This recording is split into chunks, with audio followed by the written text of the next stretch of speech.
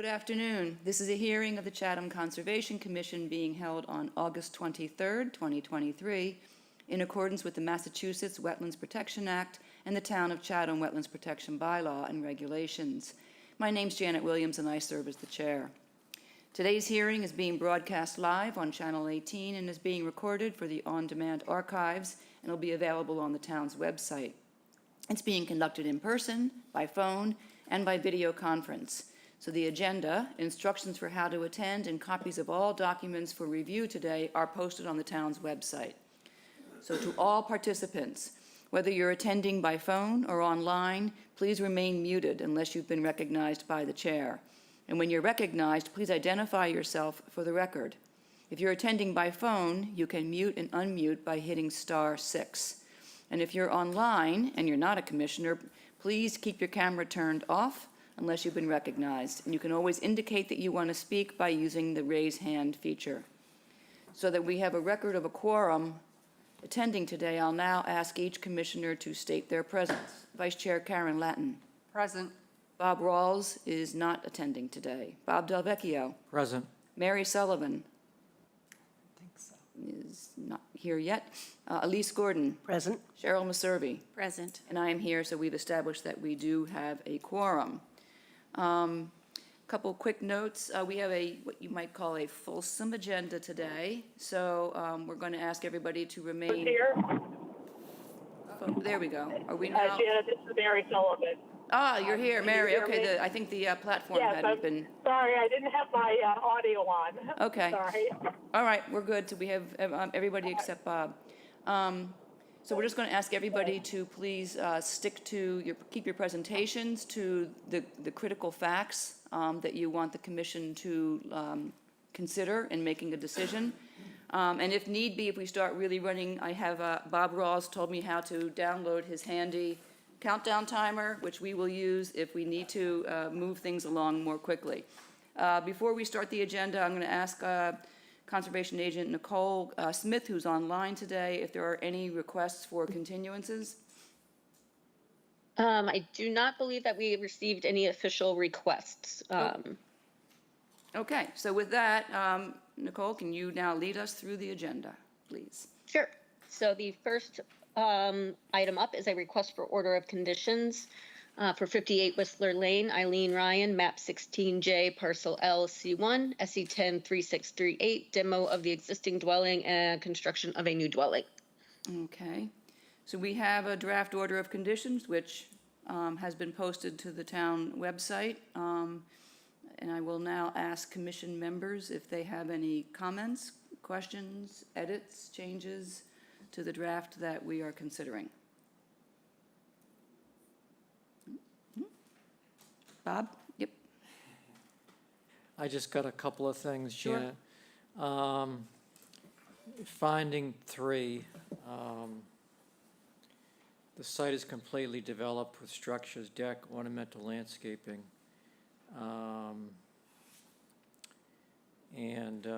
Let's see, where are we? And the existing lawn extends to the top of the coastal bank. I just had inserted the existing non-irrigated Cape Cod lawn, so we can specify that. Okay, that's, And then special condition number 8, it reads, no trees or existing native vegetation is required to be removed or altered for the project. And then if we Oh. can, what's that? it's been, that version, hopefully, I think that's an older one, because we Oh. did fix that language, because it was not 8. I had remaining lawn shall be microclover fescue, Yes. Native. Okay. native Can we, microclover. can we add Yeah, non-irrigated native microclover Yep. fescue mix? yep. Thank you. No, that was actually a finding, yeah, that I was reading, yeah, you're right. Well, there is also a special condition, so I just added the Yeah. non-irrigation to both. Yes, yeah, that's it. Okay, Yep. thank you, that's all I had. Okay, David Clark is online, so I'm going to turn to him. We had this at our last hearing, and there was a question that arose that we needed your help on in terms of walking us through one more time the coverage calculation and how the coverage within the NDZ was shown. Nikki, do you have that site plan that you can put up? Yeah, it might take just a second Okay. to pull that up, but also the mitigation planting plan has a revision date of 6/23/23 now. Okay. They just labeled the trees. Okay, let me get that on here. 6/23/20, 6/23? Yes. Thank you.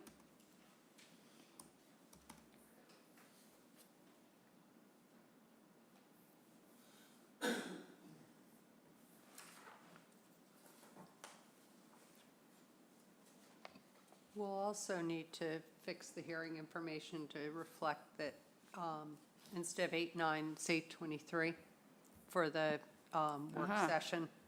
Yep, okay, I'll change that.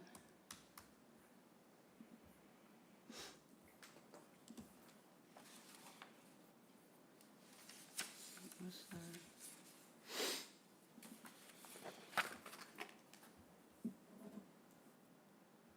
I have it up, I'm not online though, so I can't, the camera behind me. David, are you available? I am here. Okay, thank you.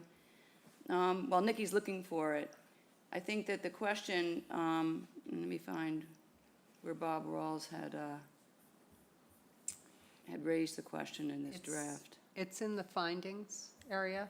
It said, the claim that the new house is in the current footprint was made but does not comport with the site plan, which shows significant expansion to the NDZ in the outer aura. Right. Yep, And we were hoping maybe, David, that you could go over that again, because we Sure. know you did last time. yeah, I think the issue is that the site plan is complicated. And I think you'll see when Nikki puts it up, that the version that I had, I started trying to outline the highlight. Oh, good, it doesn't have the highlighting on it. So if you could walk us through one more time how you ended up with an overall decrease in the NDZ when it appears to be an increase with the deck. Sure. So right now, it's pretty clear where the outline of the building itself is, the existing building. It's the one with the hatched edge to it. And Yep. so the existing building's 756 square feet. Excuse me. And so the proposed dwelling is 1,130. So yes, there is an increase in the size of the building within the NDZ. My statements in the narrative is that nearly all of that increase in building is over the existing deck. So the deck is a fine light line that on the north end of the building is just outside the footprint of the new building, and then is pretty much under the new building for heading towards the south. So basically, we're trading deck for dwelling, and there is an overall reduction in the total between the deck and the building of 204 square feet. 204, when you add in the shrinkage of the deck in the NDZ is where that decrease is coming from. Yep. Okay, I think I get that. Does anybody have questions about that? So the figures that we have in this finding stand, and they're accurate. 204 I believe- decrease and total overall increase of 670 in the outer aura. Should we, Yeah, I don't they know would- if we have it, add something about the decrease in the NDZ is due to a decrease in the deck size Yeah, I can put that in in a parentheses findings, next to or, it, yeah. since we all weren't 100% remembering. Okay. Okay. Anybody else? Any other questions, comments, changes? Thank you, David, appreciate that. You're welcome. I think we're ready then for a motion.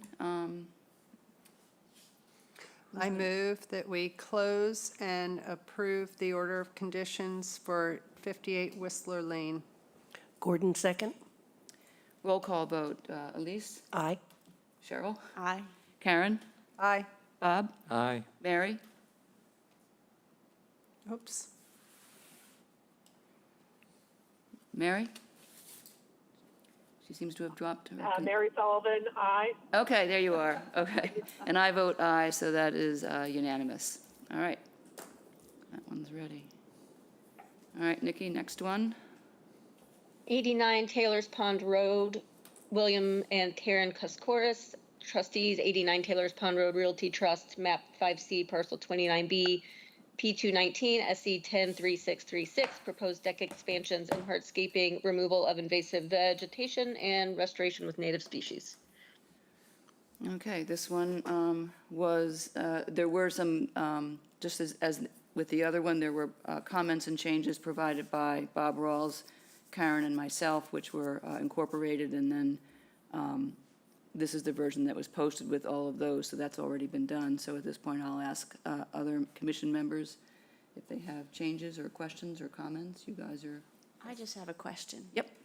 It says in special conditions number 7, it says native gravel. What is native gravel? It's actually beige and not Okay. blue. Gotcha. There we go. Yeah, there's actually blue stone and then there's native Gotcha. stone. Yeah. All right. You know, I just thought, I've never seen that term. I was just curious for future reference. Yeah. Thank you, Bob. Yeah. Bob, do you have any other? No, thank you, I'm all set. Karen? Nope. Thank you. All right, ready for a motion to close and approve? Oh, wait, Stephanie. I'm sorry. Go ahead, Stephanie. Yeah.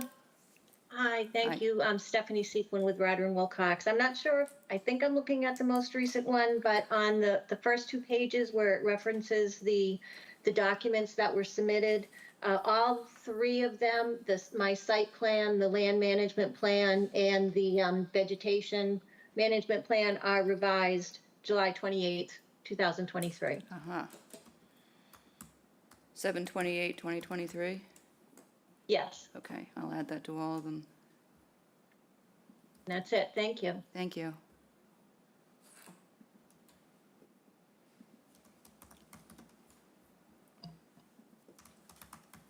Anybody else who's online? Janet, this, Oh. I just noticed on the final version, on the second paragraph of project mitigation description, the first sentence, as mitigation for the proposed work, the applicant proposes, supposed to, change from a capital T to a lowercase t on the. Yeah. You have it marked. I don't think you. Oh, there it is. you Yep, yeah, okay. Got it, thank you. Accepted that change. Yeah. All right. Then we're ready for a motion to close and approve. I move that we close and approve the order of conditions for 89 Taylor's Pond Road. Gordon, second. Roll call vote. Elise? Aye. Cheryl? Aye. Karen? Aye. Bob? Aye. Mary? Aye. And I vote aye, that's unanimous. That one's approved. Thank you, Stephanie. The next order is 93 Scattery Road, Scott Ward and Ingrid Goldman, map 16J, parcel 20A-9, SE 103639. Replacement of a portion of the foundation under the south wing of the dwelling, replacement of a portion of a deck adjacent to the cottage with a patio, minor grading, and site restoration. Okay, this one too has had, this is an old version I'm looking at. I know why, it's not, hang on, I'm in the wrong folder, which is why.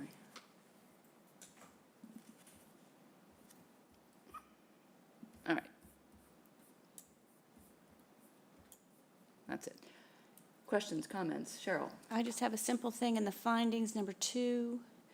It says the proposed foundation repairs and regrading is expected to cause extensive damage to the existing maple located close to the house, which will need to be Aha. removed. And then in special conditions 6, Yep. 2 wild swamp oak trees. I'm assuming wild needs to come out of there. White. It's swamp white. Oh, it's Yeah, white. I made that change this morning. Thank you, you caught good. that. Perfect. Okay. So, yeah, I got something. go ahead, Janet. Bob. Special conditions 2 and 6 are the same. And actually, I think we should keep number 6. Yeah, because it explains why it's, And I think we should take out the word swamp. They're actually 2 white oak trees, not swamp white oak trees. okay. That it? That's it, thank you. Thank you. Anyone else? Anybody on the platform? Okay. Oh, Yes, right there. Teresa, hello. Hi, Teresa Sprague, Blue Flex Design. So we were actually proposing Quercus bicolor for that area, so they are technically swamp white oaks. That is as horrible as a common name as that is, and they're actually beautiful trees. But we are proposing swamp white oaks, Quercus bicolor in that area for the replanting. Okay, Thanks. okay, goes back in. Sorry, Bob. That's okay, Teresa. I'll get you the next time. Okay. All right, with that, I think we're ready for a motion to close and approve. I move that we close and approve the order of conditions for 93 Scattery Road. Gordon second. Roll call vote, Elise. Aye. Cheryl. Aye. Karen. Aye. Bob. Abstain. Mary. Aye. And I vote aye, so that's a 1, 2, 3, 4, 5 in favor, 1 abstention. That's approved. All right, Bob, just on that note, are you fine with your name still being on the order, or do we need a signature page that we make sure that your signature is not on it? It doesn't really matter, they just need a quorum of people to sign. But that's up to you. If it doesn't matter, that's fine, thank you. Okay. All right, the next one up for an order of conditions is 47 Hallway Street, Bill and April McEntee, map 17C, parcel 2351, SE 103637, proposed addition to dwelling. It looks like Brad Malo is here from Coastal. okay. Hello, hello, hello.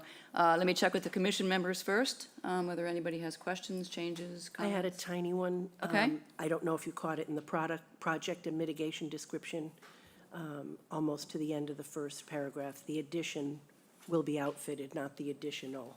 Ah, I see. Yep, okay, got that. Thank you. Bob, any changes or questions? Not yet, Janet. Okay, Karen? No, I think we're good. I think I gave everything that All right. I had found.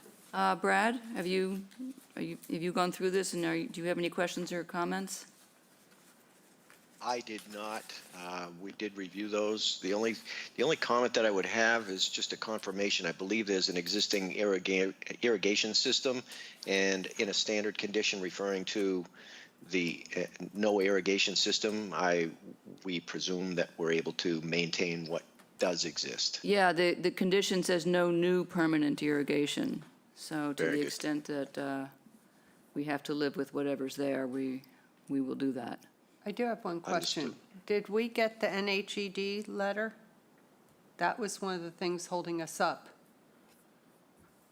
Was there a National Heritage letter due on this one? We have that. I do have a copy of it. Okay, because I don't there think, is it reflected in the documents or anything? Yeah. It says it's a supporting document, but Oh. did we receive it? I don't have one in the file that I see. It was So- issued on June 23rd. I'm glad to forward that to staff right now if you'd like. Yeah, that'd be We could do that. great. Okay. Yes. Okay. Was it just a no significant take type Correct. thing? Yeah. That will not adversely affect the actual resource area habitat. Correct. Okay, Okay, I think that was what was holding us up, so, we were waiting for that, yep. I will Okay, forward that to Nikki straight away. thank you. Thank you. All right, so with that, Okay, I move that we close and approve the order of conditions for 47 Holway Street. Gordon, second. Roll call vote, Elise? Aye. Cheryl? Aye. Aaron? Aye. Bob? Aye. Mary? Aye. And I vote aye as well, so that is approved. Thank you. Thank you. Thank you very much. Let me accept all the changes, stop the track. Finalize that, it's final. Okay, Ready to go? yep, moving on, yep. The next is a request for an amended order of conditions, 41 Locust Lane, Jonathan and Alicia Downs, map 15S, parcel 53, SE 103478. This is a phase 2, construction of an additional 32 feet of catwalk. So this would be Stephanie Sequin again, I believe.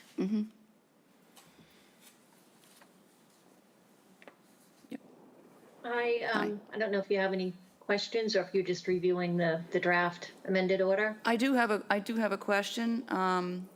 So the draft site plan that we have in our folder is not the most recent one. Let me see what I've got here. Ours is dated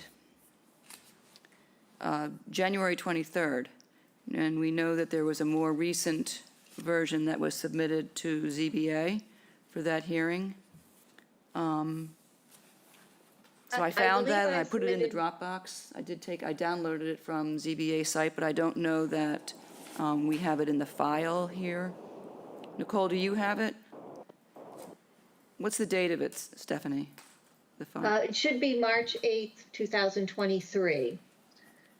And that is following the first hearing You do? on the amended order. We Okay. reduced the spans to 4 feet long as opposed to 8, and sort of clarified that the existing catwalk that's already constructed could remain with the flow-through decking, but the newer sections need to have the aluminum decking. Yep, and that's what we ended up putting into the order. So what is the current status of the application before ZBA? So there was a hearing, I think it was 2 weeks ago, maybe 3 weeks ago. That has been continued to their meeting on September 14th. Attorney Litchfield handled that, and there was a question about basically what the required setback, lot line setback is for this structure. And so we're trying to get that resolved.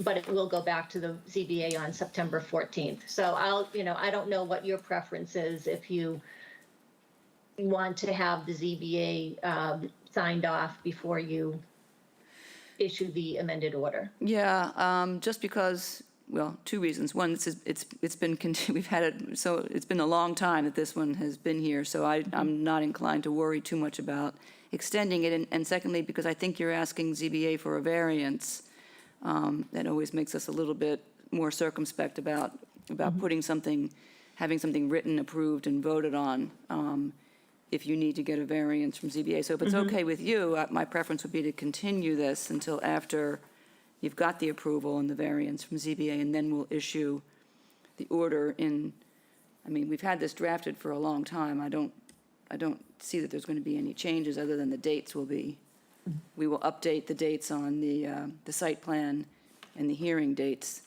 Unless, is there a reason, do you need this one before that?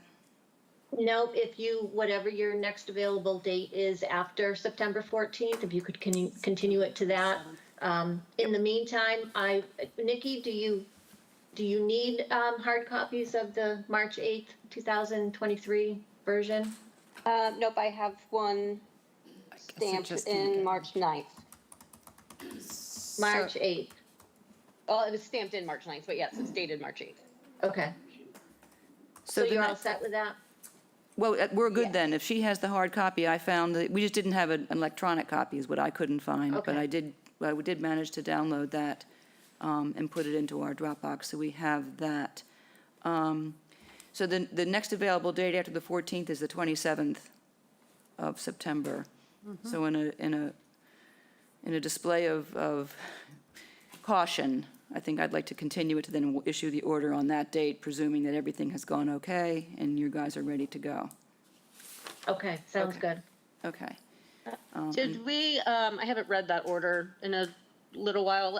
Is it already included that the sections, should the water level rise, that sections wouldn't extend out past the Yep. mean high water line, I believe? Yep, we have in here, Okay. if the pond water levels rise such that the new sections of catwalk are not necessary in order to extend past vegetation, then the new sections will not be deployed and will instead be stored outside of any resource area. Okay, yeah, we got that. Okay, perfect. Okay. All right. All right, so then we just need a motion to continue. Yep. I move that we continue 41 Locust Lane to September 27th, 2023 for an amended order of conditions. Gordon, second. Roll call vote, Elise? Aye. Cheryl? Aye. Karen? Aye. Bob? Aye. Mary? Aye. And I vote aye too, it's unanimous. We'll see you back here on the 27th of September. We hopefully can finally get this issued and done. I agree. Thank you. Thank you. All right, the next item up is a request for determination of applicability for 57 Diane Drive, David and Elizabeth Ranke, map 6C, parcel 66G 119, R3-28, demo of existing garage and construction of a new garage with 768 square foot, one bath, bedroom, living area above.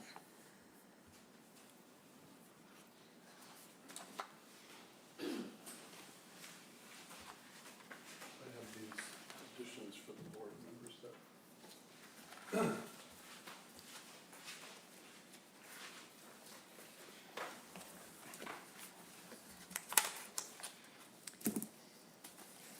Good afternoon. Need your name for the record. David Renke, 57 Diane Drive. I am the owner.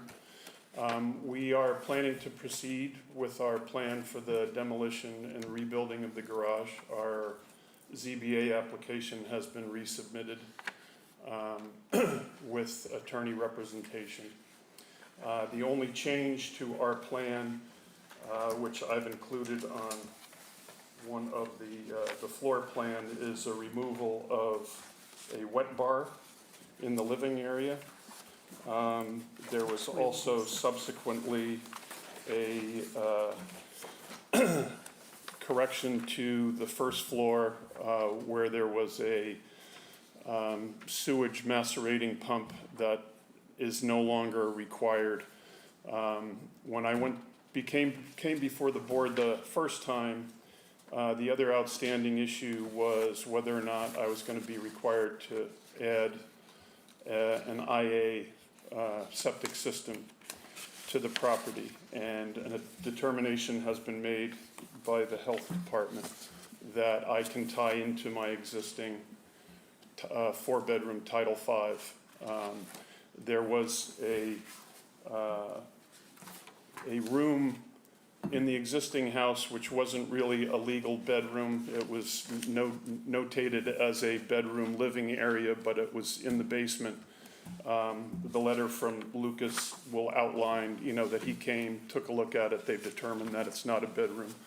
So my fourth bedroom will be over the garage, with an order of conditions that moving forward, my house will always be a four-bedroom property and could not be further expanded via an IA system or with connection to sewers if and when they finally get down there. So I'm hoping that the board will be able to, act on the additional information that I've provided you. And, we'll await the approval from ZBA once I think I'm on the agenda for October 12th. I was going to ask you, do you have a date yet? October 12th. Okay. So, make a note of that. When you submitted this revised plan, is it different in terms of what we're looking at than the original? No, it's the The proposed structure is a slight increase over the existing footprint, but otherwise there are no significant changes. It's only interior-wise in the living area with the removal of the wet bar. And when you say a slight increase, do you know what that is, what that? Yes, let me just look at my,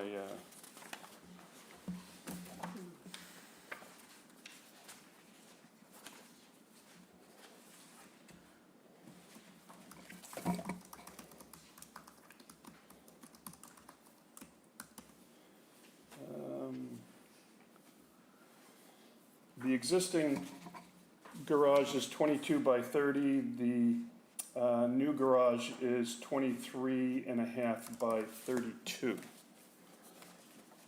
which is an increase, I think, of 13.9% is what rings a bell, but that seems kind of high.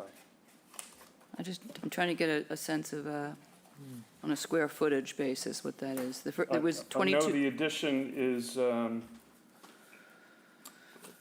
768. This site plan says it's existing is 1,788 and it's going up to 1,896. Okay. So that's 98 square feet? That sounds right. Okay. Okay. So this has come to us as a request for determination of applicability. And it's really, that framing of this is what's causing some of our problems, because it's a demolition, which always has potential environmental impacts, and now you also have an increase in coverage, which we normally would require some sort of compensatory mitigation to offset that increase. But we're not issuing an order of conditions. This is a yes or no, no or yes, and that's it thing. So it's a little bit difficult that way. I wish this had come as a notice of intent, and we would issue an order of conditions and be able to mitigate the increase in the impact. But I'm not, at least let me ask other people what they think, because I'm torn about, I don't particularly want to send you back and say you have to submit an NOI at this point. I just wish it had come that way.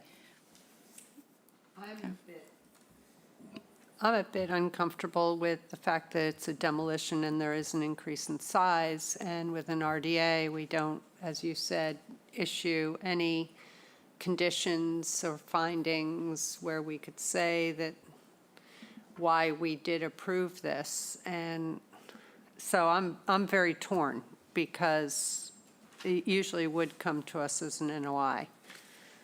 I'm not sure how we proceed. Bob? Are you planning to plant foundation plants around the new structure? Yes. And there existing, plants on several of the sides, but we would be, replacing for sure, the landscaping that was there, if not improving upon it. So if we did go with the RDA, we could condition the plantings, and I think Nikki could check the plantings out and so forth. So that they're all straight native species. I'm happy to comply with that. Nikki, can you put that into a negative Yes. determination? I can always do a cover letter if it's for some reason, one of the negative determinations has a spot for, some conditions, and then one of the other ones doesn't. So, but I can always write a cover letter if it's the one that doesn't have the spot to write it. Okay, and I think what we'd like for it to say is that to mitigate for the increase in coverage, that they will plant straight native foundation plants around it, and will get the agent's approval of those plants by a plant list before you start doing anything, and she Okay. would approve that. So I think this one's it's a -2 because it's in the flood zone. Yep. So that does not have the spot to write conditions. So I'll just have to do the cover letter for it. Okay, just as long as that gets in the file so that we track that And we follow up. and we follow up and, Yeah, can we follow up, is it Yep. the thing? Yeah. yeah. Yes, Can I I just don't. ask a, What? can I ask a question? Yes, Yeah, Mary, it's go ahead. Mary Sullivan. Yes. I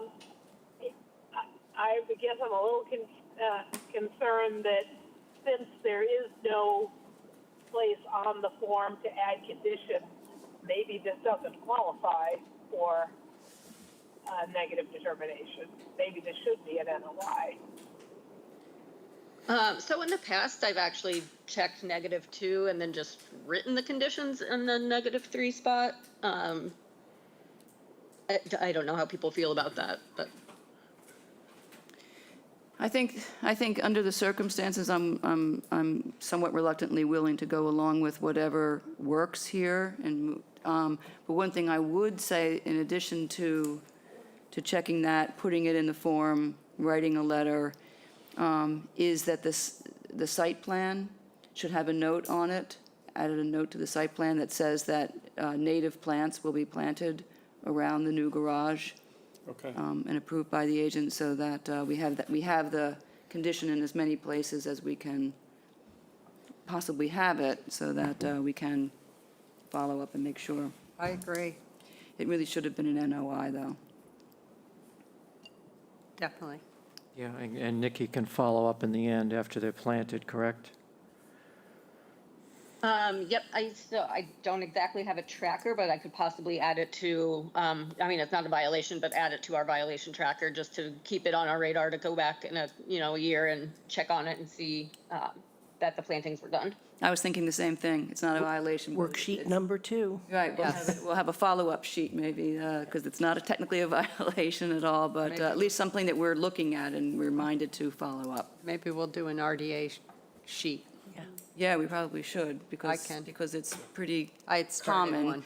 I mean, this is not uncommon that we have RDAs that, are more complicated. I mean, an RDA basically is the commission saying that there is no material impact from this project, and it should, and very often they do, and we have to have conditions, and so we'll need to do a follow-up sheet.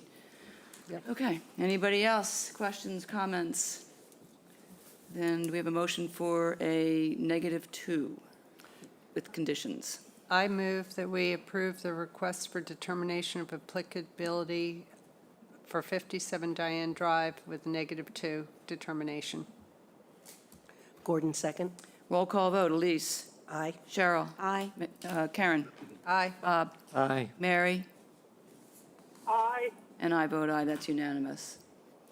Thank you very much. Good luck at ZBA, and hope you get that, so that this is all not for naught.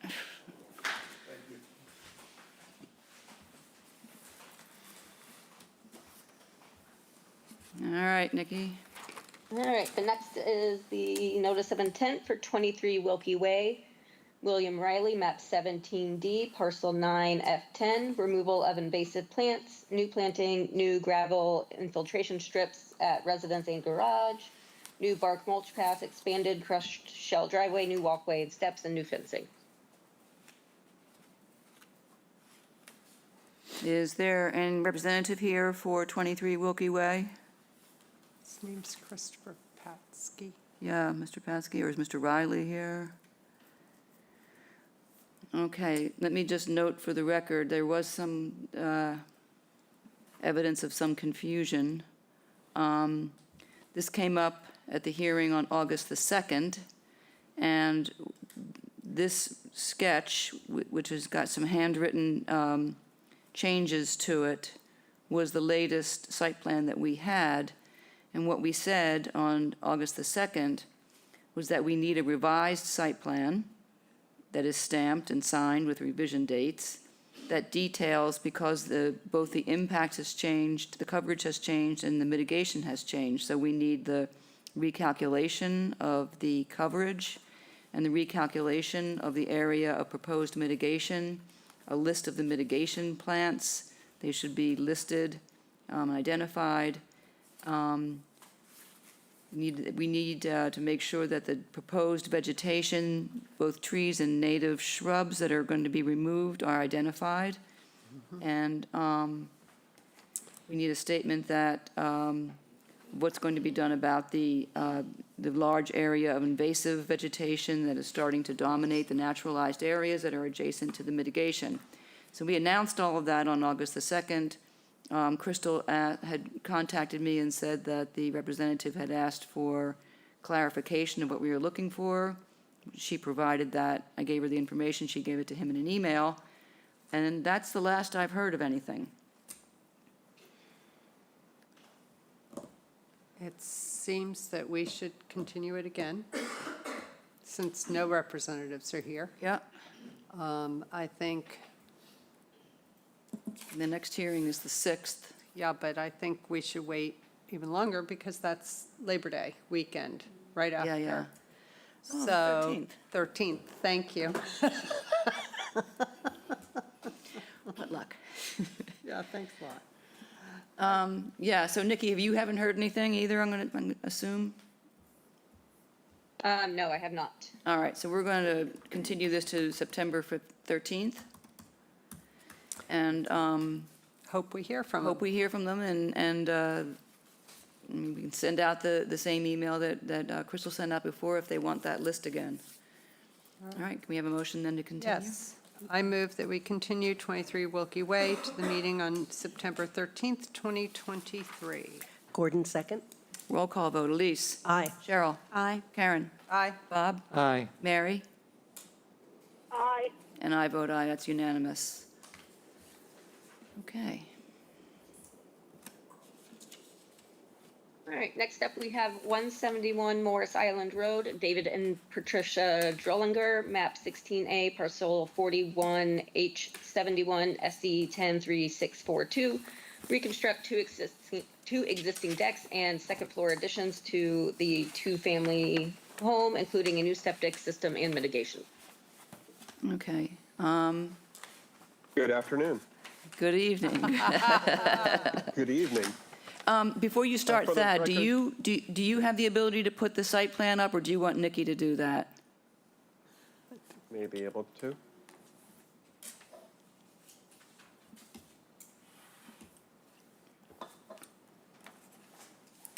Okay, How'd we do? there you are, Great. perfect. Oh, excellent. Alrighty. For the record, Thad Eldridge, East Southeast, here representing the Drollingers.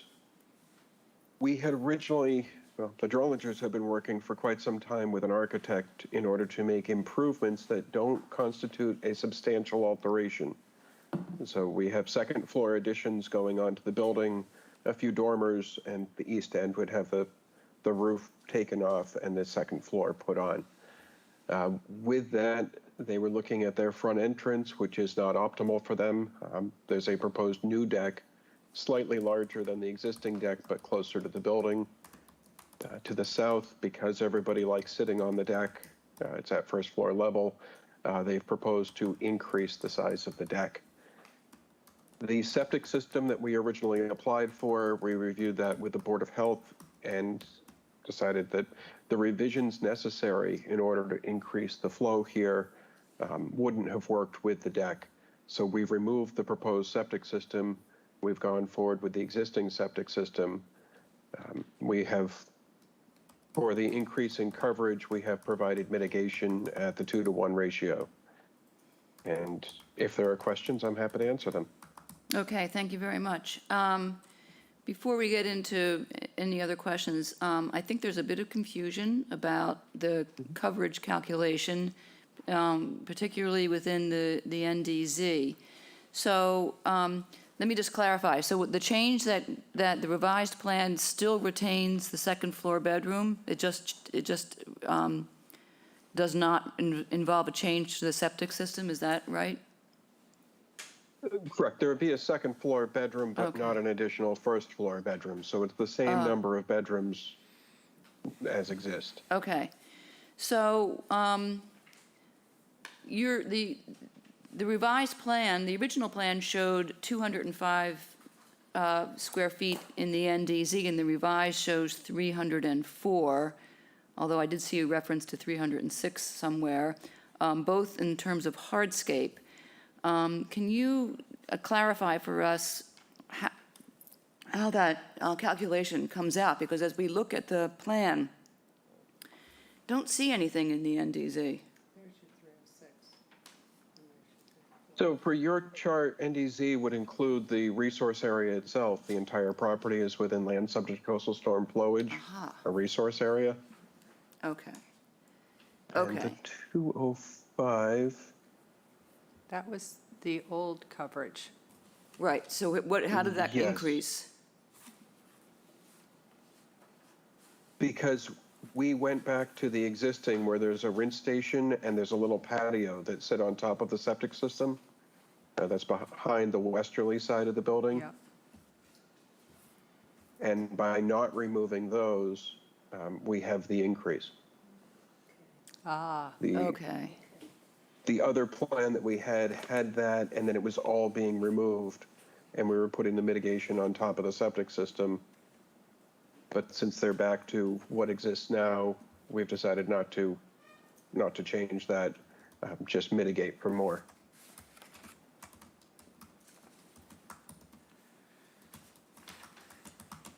okay, so it's all because it's in the floodplain, not in the NDZ, that's triggering the need for a variance and the way that the coverage table.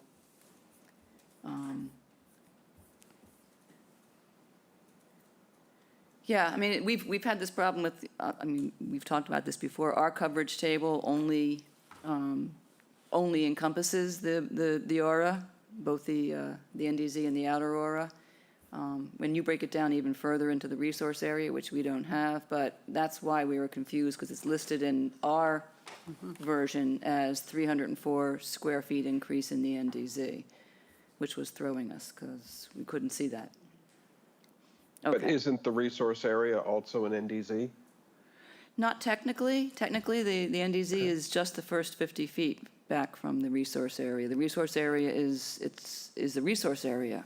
But I know that under the regulations, any impact within the land subject to coastal storm flowage does trigger the variance requirement, so that's fine. Okay. Let me open it up, so dormers are staying, let me make sure. Let me open up the questions that helps all that. Elise? Cheryl? You good? Karen? I think I'm good, now that that's been explained, because I was wondering why the increase from 205 to 304, but now I understand that. I mean, they don't have a whole lot of choices on this property. Yeah. So I get it, It is very constrained. very, and I think they've tried hard to have a minimal impact if possible. So I thank you for that.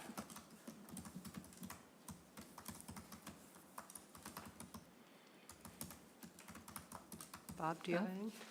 Any questions? I had a couple of questions. Thad, on the north side where that small proposed deck is going in, Yes. there's some burning bush adjacent to the building.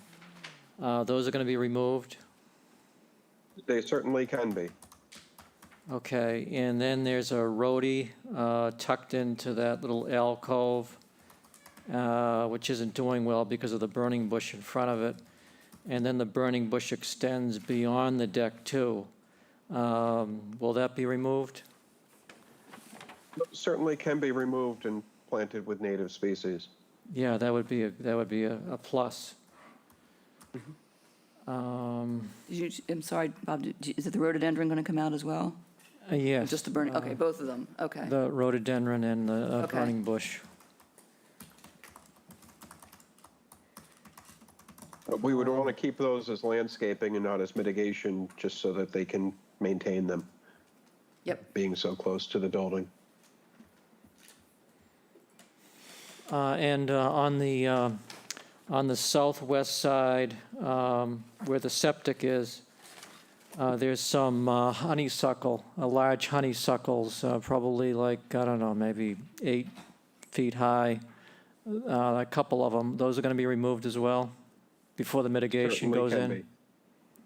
Yes. Okay.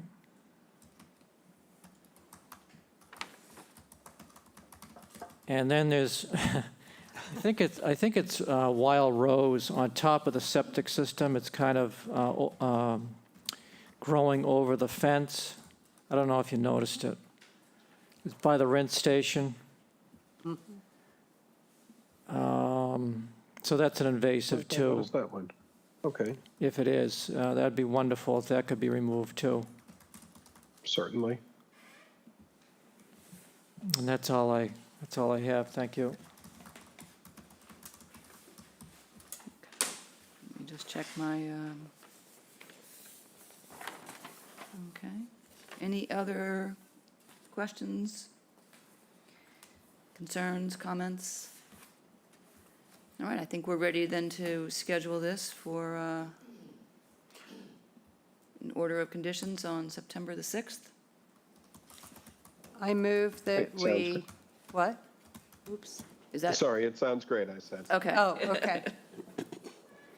I move that we continue 171 Morris Island Road to the meeting on September 5th for an order of conditions. Hang on, do we have the right date? Is that, did I say the 6th? It's It's the the 6th. 6th. Oh, 6th, whoops, Okay. I'm leaving the 5th. Oh, right. Gordon, second. Okay. Roll call vote. Elise? Aye. Cheryl? Aye. Karen? Aye. Bob? Aye. Mary? Aye. And I vote aye. So thank you all. We'll see you back here on September 6th, Next meeting. the next meeting. All right, so on that note, just, Crystal is out all this week. I'm Yep. out next week. I'm staying on Cape, so I might come in a few hours here and there, but my parents are here.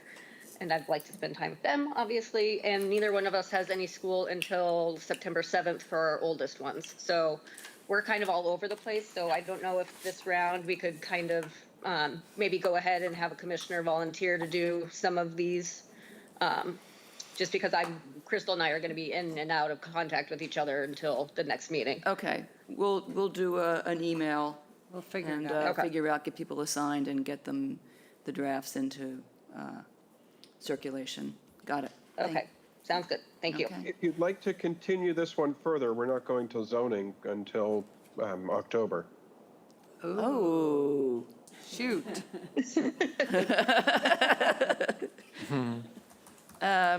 October what, Thad? I believe October 12th. All right, Um, so should we redo the, yeah, I think we should. yeah, So that would be October 25th. Yep. okay. Is October Can we do 25th? before October 25th? Is that okay? Is there any chance to do before October 25th? Is there a September meeting? There is, Well, well, we won't be post ZBA. We have October 11th. Do you, what kind of, is it a special permit that you're looking for from them? Yes.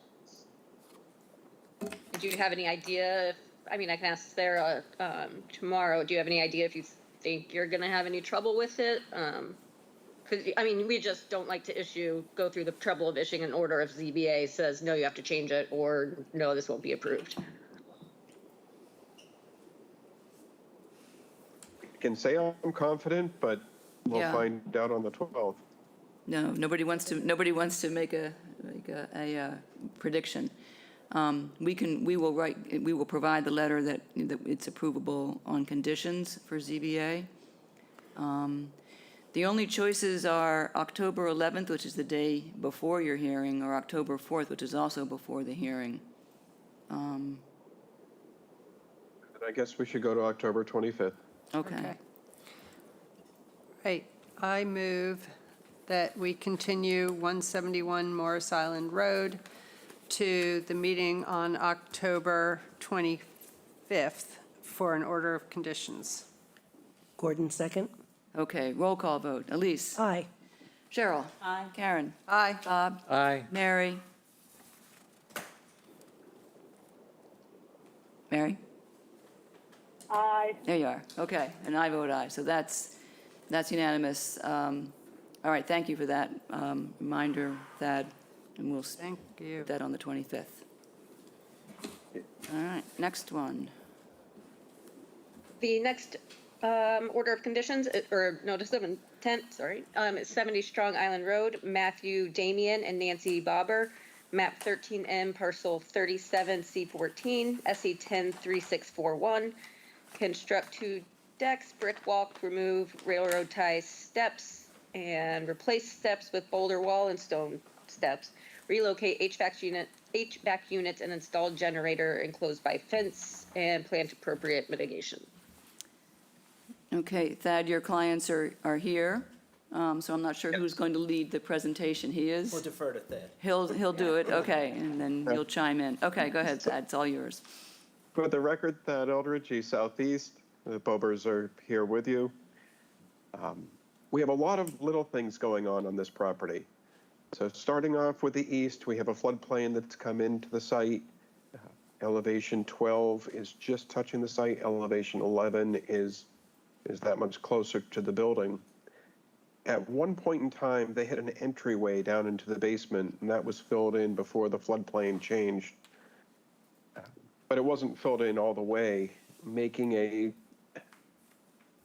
coastal bank of sorts located right up next to the building, about a foot off.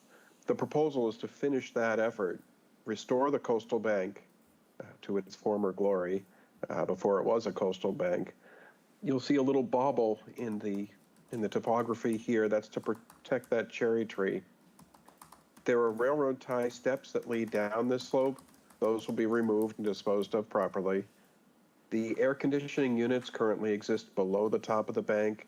They'll be pulled out closer to the building so that they are outside of the coastal bank. A generator's been proposed. Sometimes those can go up against the building. We've prepared for one that has to be set back from the building, and we proposed a fence enclosure around that. In the back, they have a patio that they've enjoyed using. It's really an outdoor dining space. The steps that exist coming out of the back slider are inadequate. Those need a landing and steps that would take away a substantial amount of space from that patio. So they've proposed to put a deck in, a little bit larger than the extent of the patio, but not by very much. That will give them that outdoor eating area that they've enjoyed. Heading north, there's an existing railroad tie retaining wall up against the road. The proposal is to remove that and replace it with stone. Also replace those railroad tie steps with stone. In the front of the building, there's an inadequate step that will be replaced with a code compliant step. Over on the west side of the building, there are 2 bay windows to be removed. There's a proposed deck to be added to the building, and then a proposed fence to connect to the association fence and then back into the building. They have 2 dogs who would prefer an enclosed space rather than running out into the road. A proposed bulkhead is going in to actually make access from outside to under the building, along with a brick walk to get from the existing entrance to the proposed deck. I think I've covered everything. If I haven't, Matt can certainly step in and tell me what I've missed. I believe that's everything proposed. Okay. We can get into the mitigation very quickly. Yes, please. There's a gray area down below that's seldom used. Matt's tired of mowing it, so that makes it perfect. We have a proposed mitigation to the ratios as required with the grass strip around it. He's still going to have to mow something down there. He's also going to have to fight back the invasive plant species that are coming in from the Conservation Foundation property and from his own.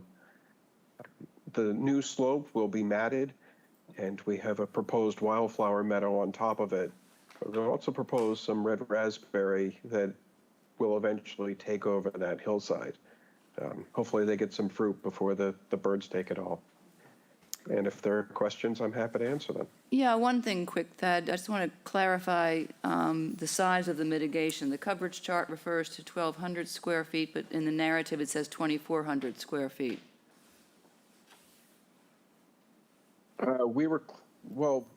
With the wildflower meadow on that bank, it gets up to that 2,400 square feet. Uh-huh. But the wildflower meadow is not as robust as the wooded vegetation. We were able to put a birch tree and a couple of dogwoods in there along with shrub vegetation. Yep. Given the steepness of that bank, is the wildflower meadow going to be sufficient to keep it stable and hold it?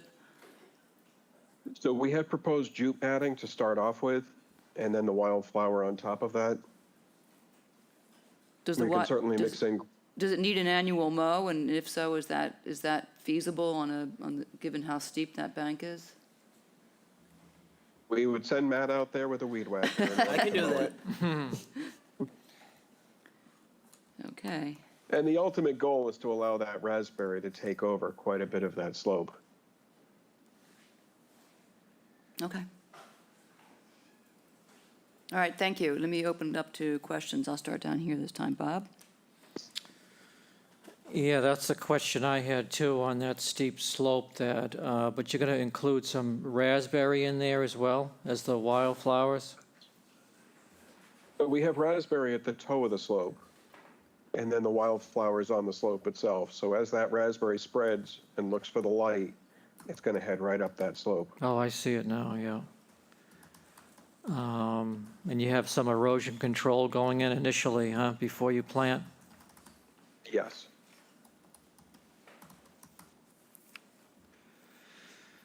Okay.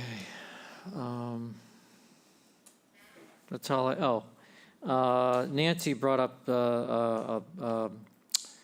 there's a whole grouping of invasives on the south east end corner of the lot, right by the mitigation.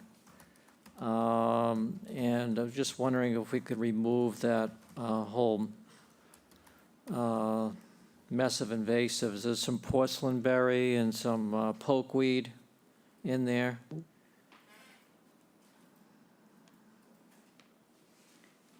And I'd prefer to see removal mechanically when they have a machine out there, but that won't be an issue. Yeah, I mean, it's pretty heavy and dense. Is that outside of the mitigation, proposed mitigation? So it's Yes, down in this it's the corner? southeast corner, yes. Okay. And then she also wondered about a fence lying on the property line, right by the Conservation Foundation, border. Wondered if that could be picked up, and I didn't see any problem with that, but maybe we can just put a note that that's removed. What is it, Bob? It's an old post and rail fence that's on the property line. Does that belong, is that yours, or is it a neighbor's, or? It's the Conservation Trust. They put it up on the property line. Yeah. You can't No. remove it if conservation put it up. Well, it's on the ground. It's like, Oh. Rotted. It's rotted, yeah. Yeah, And overgrown. We'll reach out to Julie Baca and Yes. make sure that we Maybe can remove it. yeah, maybe they Yes. can put a new fence up. I think the purpose of the fence was because there was lawn right up along the property line, and it was just to make sure people kept their sides. Now that we put mitigation down there, yeah, there's a little grass strip around it, but otherwise there's no need for the fence anymore. Mm-hmm. That's all I had for now. Okay, thanks, Bob. Karen? I didn't have anything at this point. I think it's been covered, which was the hill, and I was worried about erosion. I don't have anything at this point. The biggest thing I was worried about was the erosion going down the hill. So that's been addressed as to how the wildflowers would have something underneath the jute. So I think we can move on. Okay, thanks. Elise? I agree. Bob's questions were helpful on the invasives. Thank you. So clear. Carol? Okay. And so, I see on the site plan that there is there'll be a mow strip in the bottom, at the very back of the mitigation, so that you'll be able to access that mitigation area, because, you know, with all the invasives, the last thing you want to see is all of those new plants overtaken by, so the mow strip will allow you to have access to it, and the order will actually require you forever to keep an eye out for those invasives, and when they start to come in, because we know they will, to jump on them quickly and keep them out of there so they don't kill all those plants. Sure. And just one question, down below as well, there's a choke cherry tree where there are vines coming from the Conservation Trust area, choking out half of the tree. If we'd be allowed to get the vines out of there, I don't know how we'd go about doing that. Is the tree entirely on your property? Yes. Then you should be able to cut those vines at the base of the tree. Okay. But Will they knowing come what we from- know about vines, Right. you'll have to do that every couple of months for the next couple of years and see if you get lucky and they stop trying Sure. to encircle that tree. The one thing Well, I and noticed really, on those vines site. are growing over. What? So, I'm sorry, Thad, go ahead. Those vines are growing over from the conservation From the land conservation onto Yeah, the trust site. right. land. Yeah, but as soon as So they it's cross gonna your be property part of line, that you have the mow right strip. to Snip. snip Okay. away Okay. and try to keep them on their own side. Oh, sure.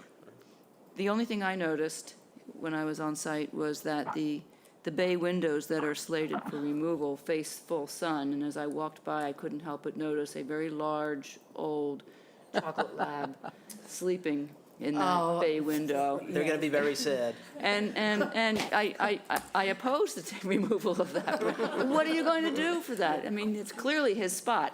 Well, hopefully there'll be a slider she can lay in front of, and then there'll be the Yeah. deck where she can enjoy with the yard as well. Yeah, she didn't even wake up as I No. stood there at the No. window. She's, oh, okay, so as long as she's cared for, Yes. that's what matters. Make that a conditions fine. I will, you know, I will do that. I would. All right.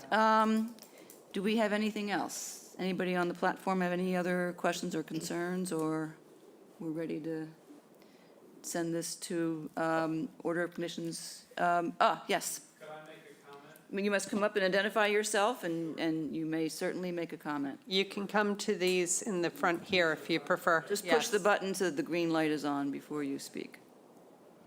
Okay, Have a seat. thank you. My name is John Kissinger, and my wife and I are fortunate enough to be neighbors of the Bobers. And we have been on that property for over 20 years. And I will tell you that since Matt and Nancy have taken over that property, they have consistently and significantly added to the attractiveness of the property and the whole neighborhood. In our view, the plan that they propose will continue to significantly add to the attractiveness, the natural attractiveness of the property, as well as what they propose for the house. And so we are strongly in favor of it as neighbors that are right across the street. All right. Thank you so much. And in fact, the reference you're making to the aesthetics of the work that they've been doing reminds me, Thad, what is do you have to go to ZBA for this? That we do. It's also on October 12th.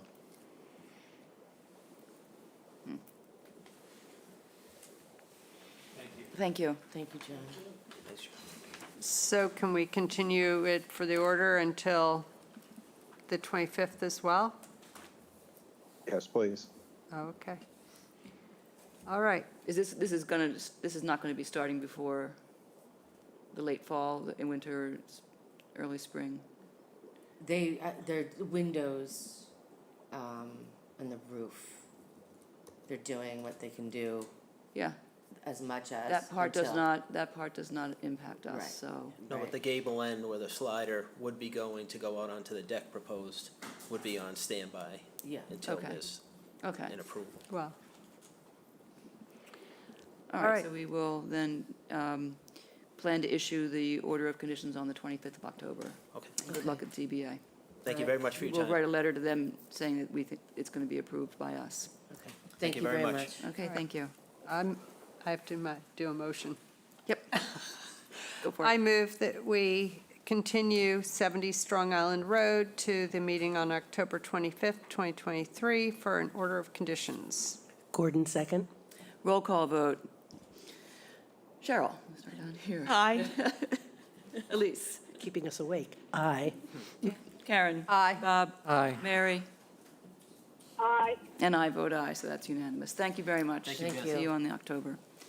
you. All right, we have a lot of plans to open up. Chad, just so I can get you off this call, what all do you have on here? Because I do want to talk to you about 676 Orleans Road real quick, if that's your last thing.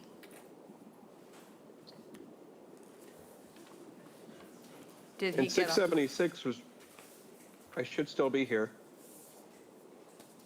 Okay, so you still have other stuff. 676, I believe, is all I have.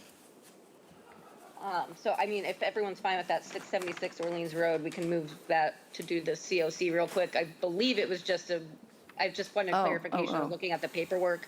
Work was Okay. never done, but so it was just confusing because the order has not lapsed, but work was never done, so he Oh, that's the does not one. intend, Yep, he does not intend to do the work any longer. right. So Correct, nothing was because ever he has a new done. order from you for a different project. Yes. Okay, oh, yeah, that one. Yep, Okay, yep. We replaced it, and that order of conditions references that the previous order is to be replaced, is to have a COC issued, so we can do that Okay. right now. All right, so I'm just gonna open that real quick. Go to bed. Okay. Request a certificate of compliance for 676 Orleans Road, Christian Dietrich, Poozy Realty Trust, map 12J, parcel 5, SC 103457, complete redevelopment of the property, new house, pool, and septic system. Work was never done, and it has been replaced by a new order of conditions. So it is ready to be closed out. Okay, I remove that we approve the certificate of compliance for 676 Orleans Road. Gordon, second. Roll call vote. Elise? Aye. Cheryl? Aye. Karen? Aye. Bob? Aye. Mary? Aye. And I vote aye, too, so that's approved. All right, Thad, thank you. Thank you so much. Have a great one. You too. All right, back to the notices of intent. We have 486 Shore Road, 486 Shore Road LLC, map 16F, parcel A7, demo of an existing single-family dwelling and construction of a new dwelling within the buffer zone to a coastal bay.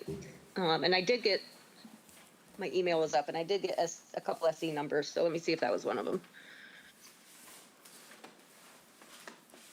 But we can continue. I'll just let you know if we can't. Okay. I mean, we're not issuing anything today anyway, so. Good afternoon, Bill Riley on behalf of Bill Lind and Mary Murphy. This is a demo replace project where we're within the jurisdiction of the Conservation Commission because we're less than 100 feet from the top of the coastal bank. We do have one change. We were notified after we filed the zoning that the position of the pool is shown on the proposed plan violates the southerly setback, and it's going to have to be shifted to the north. When we shift it to the north, there's going to be a very slight encroachment on the 50-foot line from the top of the coastal bank. And we have those plans, which we'll be able to give to you today. I assume a project like this is going to require a second hearing in any event. So what I'd like to do is turn it over to Dave Clark for the presentation. Not yet. David Clark, Clark Engineering for the record.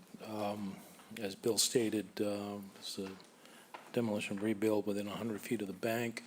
If you've been out to the site, it's pretty obvious where the top of the bank is. The 100-year floodplain intercepts the bank at a much lower level. So the default is the break in the 4-to-1 slope, which we show on the plan. Portions of the bank are revetted and are The revetment was built by the town of Chatham back in the 60s, I believe. The northern part of the bank is not revetted, and I believe there's an ongoing stabilization that was started with a neighbor years ago.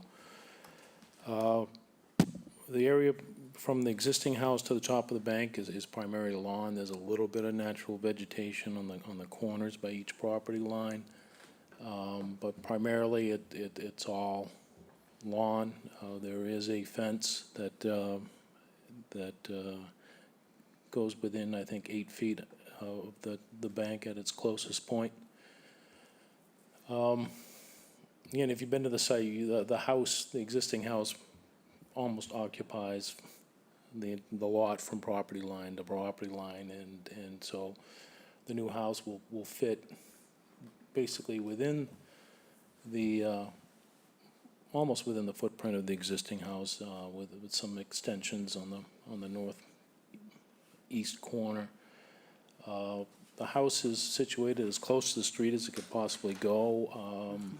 Part of the project is to upgrade the system to a new Title V system, and it is squeezed between the house and the street. There's no room to move it any further back. We're right at the required separation between the system and the street and the system and the building. Because the entire front yard is occupied by the septic system, there's no ability to put drainage structures to improve stormwater controls on the site. So we are showing trench drains on each side of the driveway, but we need to pipe that around unfortunately, to the coastal bank side of the house so we can infiltrate it subsurface. There's a required setback between those infiltration structures and the septic system, and as you can see, there's just no room in the front yard. So from a stormwater point of view, we're improving things on the site. We're capturing all the runoff from the driveway, and we'll have gutters and downspouts directed towards those dry wells to capture the remaining stormwater runoff. There is a increase in the no disturb zone. That's primarily to get the steps in for the pool patio. It's over the existing lawn area. And we're out, Teresa's here to talk about the mitigation that's going to be provided for those increases, not only in the no disturb zone, but the 50 to 100. That's it from the engineering point of view. I'd be happy to answer questions. Just one clarification. So the trench drains, are 3 of them going in? There's 2. There's one on the south entrance, and then there's a pipe connecting it to the one that's over across the north entrance. And then we route it around the north side of the house to a basin. Okay. And then we have another basin down off the southeast corner of the house. Yep. That captures everything else. Okay. And they're all designed for whatever the roof runoff is going to, yeah, okay. Okay, let's hear from Teresa, and then we'll. Yeah, we have Andrew Garrelay here And to Andrew explain is the here with hardscape his, as well. I have noticed his, yep. Perfect. Hi there. Good afternoon, everyone. Teresa Sprague with Blue Flex Design, here on behalf of the Lins. First, I'd just like to discuss some of the existing conditions on the coastal bank and within the 50-foot buffer itself. The 50-foot buffer and the areas that are vegetated right at the top of the coastal bank, it is densely vegetated. Roughly 80% of that vegetation is invasive species, including a dense stand of white poplar, bittersweet, shrub honeysuckle, English ivy, as well as some grape and poison ivy mixed in. The majority of the vegetation is non-invasive but non-native exotic species throughout the buffer area. And while ornamental plants, as we know, do provide some value within the 50-foot buffer, they don't, and particularly for screening, they don't offer much in the way of habitat value. On the coastal bank itself, We've got a mix of native and invasive vegetation. About 60% of the vegetation located on the coastal bank is native, with some robust stands of bayberry, beach plum, scrub oak, pitch pine, seaside goldenrod, evening primrose, etc. The other 40% is mainly invasive, with bittersweet, white poplar, and shrub honeysuckle making up the majority of that vegetation on the bank. This area has been identified by both NHESP and the Nature Conservancy as estimated priority habitat, critical natural landscape, for mainly tern nesting area for tern species. As we all know, Pleasant Bay is identified as a high priority habitat area in general. So our goal with this plan is to really support the ecological processes that naturally occur within this watershed, to mitigate for the proposed additional structure, and to improve wildlife habitat. So with that, we're proposing to restore about 7,000 square feet within jurisdiction at the top of the coastal bank and just over top of coastal bank, as well as in the 50-foot buffer zone. We're proposing to remove approximately 3,800 square feet of lawn that will be converted into mitigation. So that will leave us with just under 1,800 square feet of proposed fescue microclover lawn. The rest of the existing lawn area will be planted with a mix of native trees, shrubs, perennials, and grasses. So we're looking at a total of a 4,395 square foot area of vegetated buffer at the top of the coastal bank, and then additional vegetation. We're proposing to move the invasive management just over the top of the coastal bank to really catch those dense stands of white poplar. Our concern is that if we don't manage to that area, they'll sucker back in. I do want to say that we are working with the homeowners to put together a bank stabilization plan, and we'll be coming back to you at a future date with invasive species management on the coastal bank. But for the purposes of this filing, we're really focusing on the 50-foot buffer zone and restoration of that area, and just over the top of the coastal bank where the vegetation, invasive vegetation, is dominant.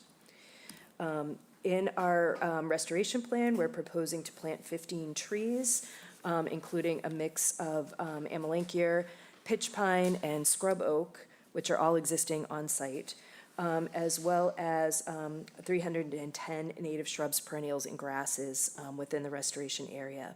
We are proposing to remove 9 existing trees. They are marked on the plan.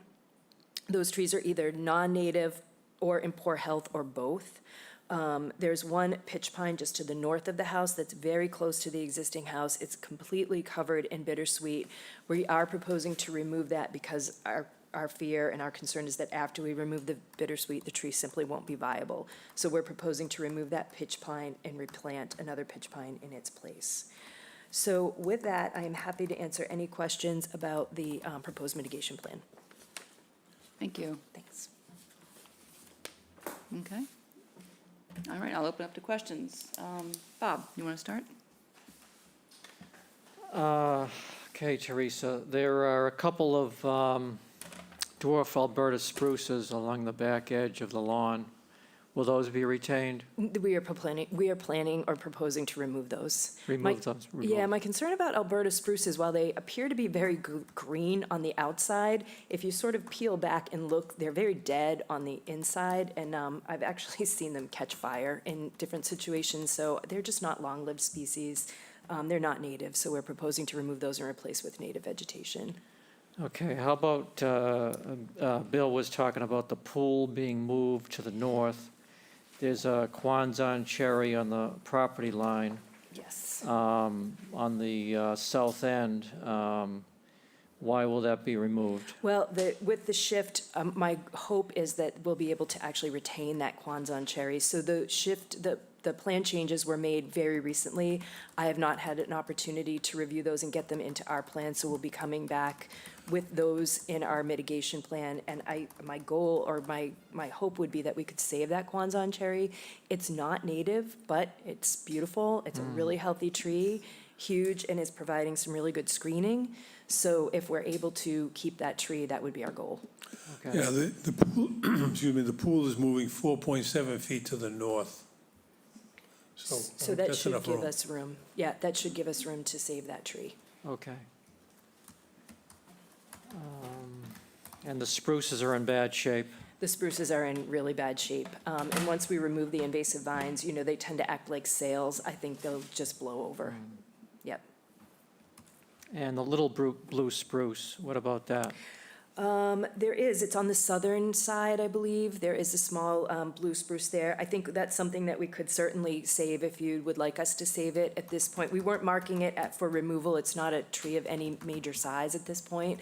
I know in speaking to the previous homeowner, their family was gifted trees often, and so they were planting these trees throughout this whole area. And it sounds like it was a very well-loved garden, and they were just, you know, planting trees that were gifted to them with really not a lot of rhyme or reason. They were just popping them in the ground. Yep. Okay, so we could save that. Yep. It looks like it's good shape from the lawn anyway. It looks Yep. like it's in good shape. I think so. I mean, it's really, and I think one of the biggest points too that I did not make is that the chain link fence will be removed. Yes. Yeah. So we'll be creating a nice thicket in there. The chain link fence will be removed, so that will help wildlife habitat movement. And it's really impossible, frankly, to get over that chain link fence right now into the area at the very top of the coastal bank. We've done our best to visualize what we could see from the very top and then from the bottom. I suspect once we get that chain link fence out and we kind of open that up, we may find some more native vegetation that we can save. It's just, I couldn't even climb over the fence and jump into that tangle of vegetation. So how will the fence be removed? Will they just be, the posts will be cut?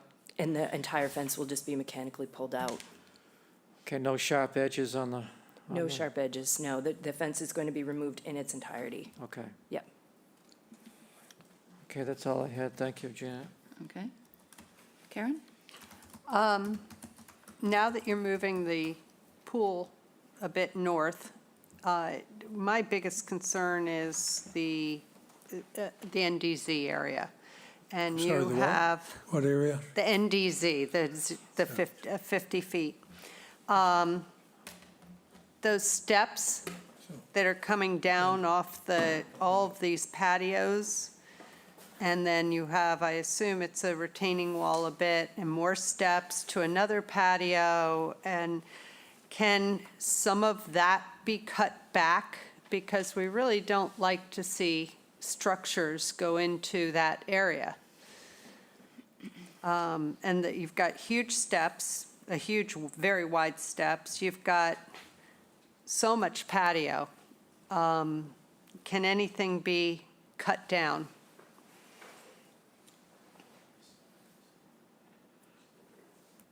Of course, it can be. Andrew Garrelay, registered landscape architect. I'm dealing with both the client and a conservation commission, so. What? We can discuss it with the Lins. Yeah. Okay. But I just want to make a little bit of a point here on what's going on. We've got an elevation change from the patio area here to a lower patio area there, so we don't have, it's actually not a lot of square footage. I don't know if I put it on there, I usually do, of patio. And the pool area is raised, so we've got an edge to deal with. So one of the issues is if we don't have the steps going down, we wind up with a railing that they're staring at when you're sitting down at eye level. So that's one of the reasons for the steps. I understand that, but at the same time, there's an awful lot of patio that's in the 0 to 50. And those steps are very long. They're longer than the pool. And I get it because it's patio. But all of this is in an area that we really don't like to see structures put in. You know, currently, where that elevation change from the patio down to, there's a planting bed there.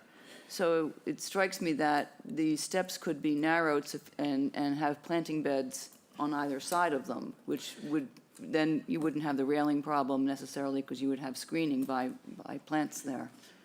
and then plants in the NDZ are something that we would approve. Yeah, the railing would have to go across through this area, wherever there isn't the stairs. It's not the handrails for the stairs, it's the railing that would come across here, Correct. which is in their view line, okay? I think the building code required, the patio deck is high enough off the. What is the adjacent lawn elevation area. of that? 2 feet 8 inches. Is it, it's 2 feet 8 inches, okay. Because right now, there's those 2 small stone steps, and that's it, to get down to the grade level there.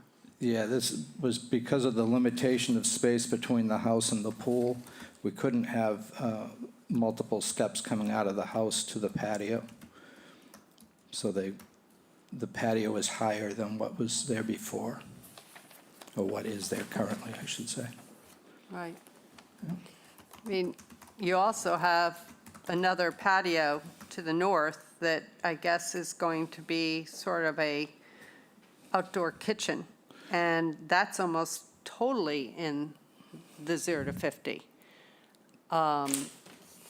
There's an awful lot going on in an area that we traditionally, Yeah, if I can just mention, the existing pool, that's inside of the footprint of the existing pool.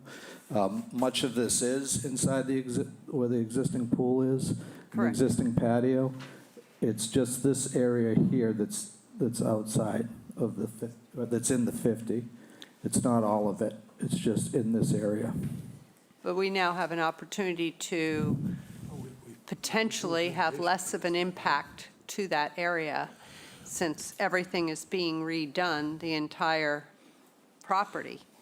No, but we're also proposing mitigation to Oh, I account for that as understand. well. No, I get it, and I do love the mitigation that's going on with the coastal bank and all of that. That's wonderful. I'm just trying because we struggle when people are trying to do major work in an area that we try to keep clean, so to speak. I did bring all of this up to the homeowners, and the rest of the team was pointing out to me how much mitigation was going on and everything else. Correct. And motivated me to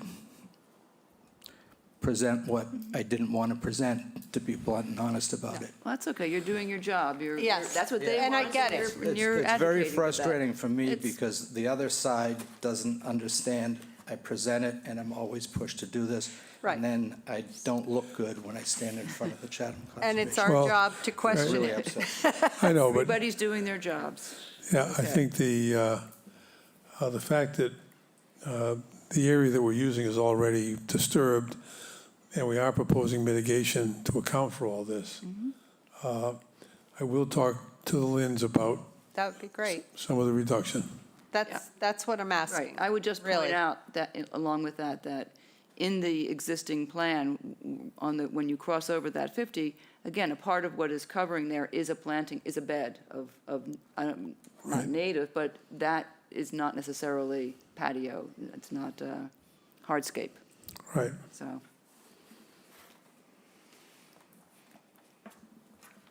Anything else, Karen? No. I think I did enough. Okay, so Okay. if you have more questions for Teresa or David, Can you see, Elise? I just appreciate anything you can do to get partially to Karen's point. I feel the same way about the 0 to 50 zone and hardscape. And we feel your pain.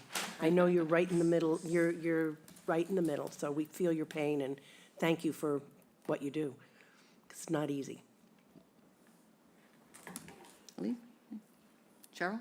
I would just say that in moving the pool may actually open up a whole different space to the southern part of your patio, where you can consolidate the lounge area, the pool area, another table into your fire pit area.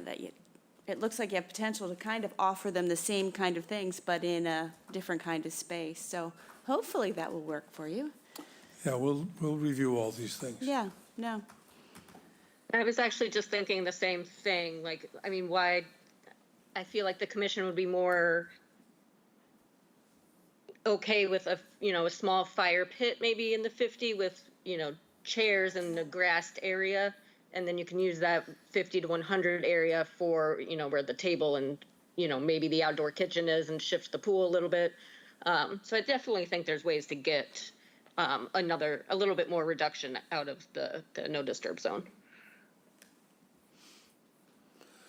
Okay, and we do have the revised plan showing the revised pool location to give to you, multiple copies today. Okay, Good, thank you.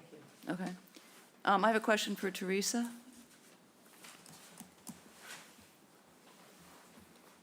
So, in the northeast corner of that bank where there's, they had participated with the adjacent property in a bank project, Yes. and it was planted. Do you know how those plants are doing there? Are they, those mitigation I think we have a plans? picture in our land management plan Ah. of the coastal bank. So we have a drone shot of the bank itself on Aha, page 3. I see it, yeah. So you can see that restored. Uh-oh, Oh, sorry. Is that better? So you can see the restored area it's in the right of the frame on page 3. Yep. So it's mainly beach grass. Yeah, There is a little right. bit of beach plum and bayberry in that area, but it seems to be doing pretty well. And on page, there are some additional photographs of existing conditions on page 4. Of the bank itself, and you can see that actually in the photo on the bottom right-hand side, the picture with the beach grass. The just bottom above- right there is the beach grass? Yes, Yeah. exactly. Yep, and then the picture on the left-hand side of the page is the mix of native and invasive vegetation. Okay. Yep. And so all of that will be incorporated and dealt with at a subsequent Correct. plan to do the coastal bank? Yes. Okay. Since this mitigation area is coming down into the bank itself at the top, and you've got that 40% invasive, how will you protect these mitigation plants? It's not going to be possible to do a mow strip on a steep bank. No, it won't. Our plan is to be coming forward with this other plan to incorporate the two of them together at the same time. Okay, so Yes, that we would be, ideally, we would be doing all of the invasive species management at one time. Okay, good. Is there any plan to, I noticed, because from the picture and from standing there, there's no stairway on this property going down. That'll be part of the next application. Ah, okay. Okay. That's why the path It was either to that no or- place is sitting Well, it was there. either that or a water slide. Right, no. For now, we're proposing just to keep a path open to allow access to the top of the coastal bank until such time as the stairway is fully designed and we're ready to present that. I know they're working with another engineering firm right now to put together a staircase design. Okay, thank you. Okay, let me just talk about the process then. What is have you filed with ZBA yet? Yeah, we filed with the TBA. I don't have the date yet, but I think it's going to be in October. Let me guess, October 12. 12th. Yeah. Okay. And you've also gone to National Heritage?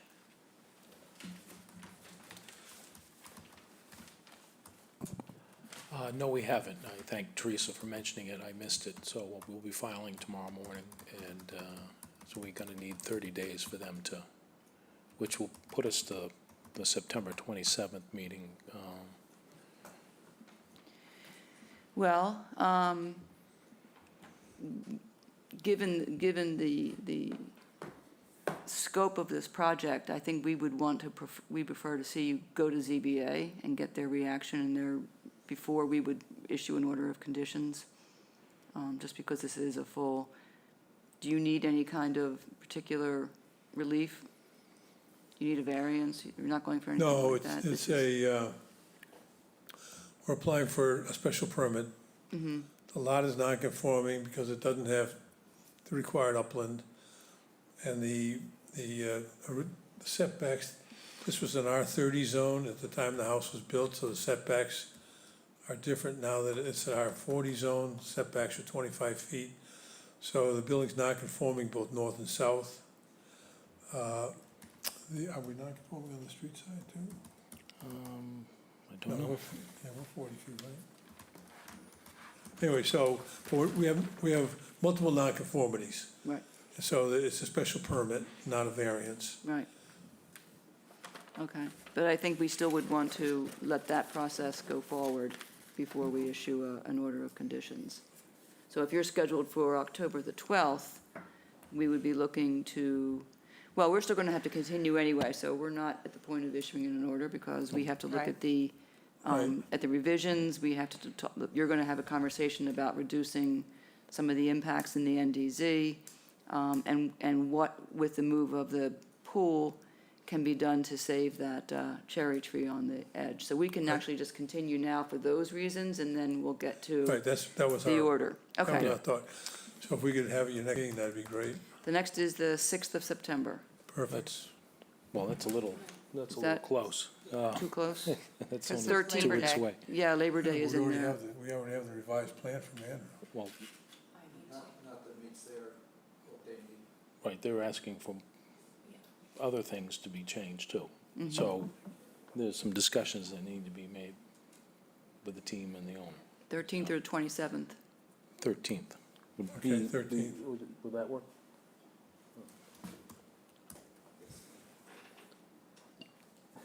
Yes, You're saying yes to the 13th? we're saying yes to the 13th, thank you. Okay.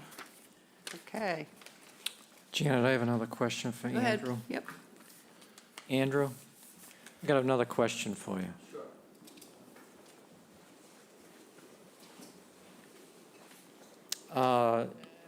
Presently, we don't have any irrigation on site, correct? I don't believe there is. Okay. You're not calling for any drip irrigation within the 100? Haven't discussed any irrigation at all. They might want to do drip on the plants, but There is irrigation. there is irrigation. There is irrigation on the site. Oh, there is? Just hasn't been used in a while? It looks like, Apparently- it looked apparently like, not. it looked like a Cape Cod lawn out Yeah. back. But there is, David. Well, and Teresa, pardon me, Teresa's proposed lawn. Clover. So the proposed lawn is a fescue microclover lawn, so we would just need temporary irrigation to get it established, and then it would need no irrigation. So, and obviously, we'll need temporary irrigation to get the mitigation plantings established. After 2 to 3 growing seasons, that can be turned off or removed. So within the 50-foot buffer, no permanent irrigation is required, just temporary irrigation.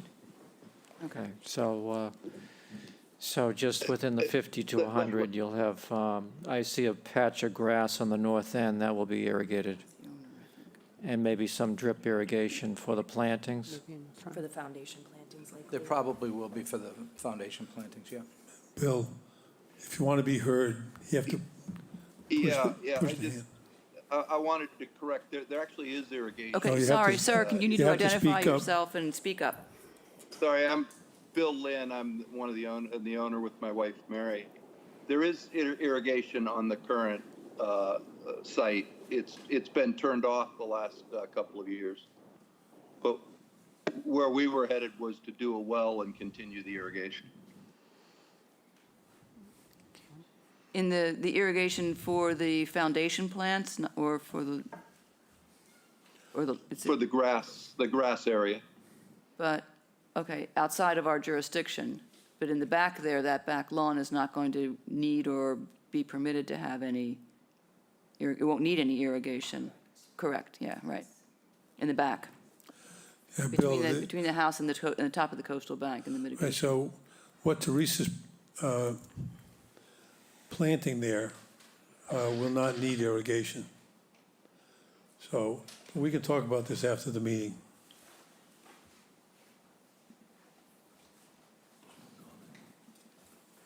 Okay. I think the primary concern is the front of the house, which is outside of your jurisdiction. Right, So correct. everything from the 100-foot line to the street will be irrigated. Right, Okay. Okay. irrigate away, right. I mean, All right. I'm saying that. Yeah. Okay. We'll come back on irrigation for both the front and the back.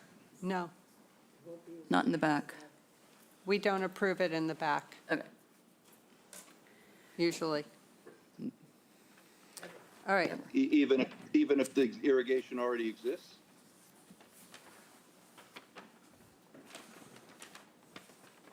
it's no new.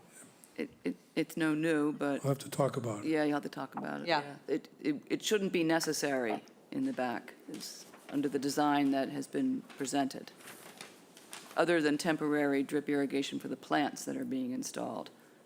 But everything else that's native and the fescue lawn will not need it. That's a little bit different than I understood, so maybe we could come back on that in September.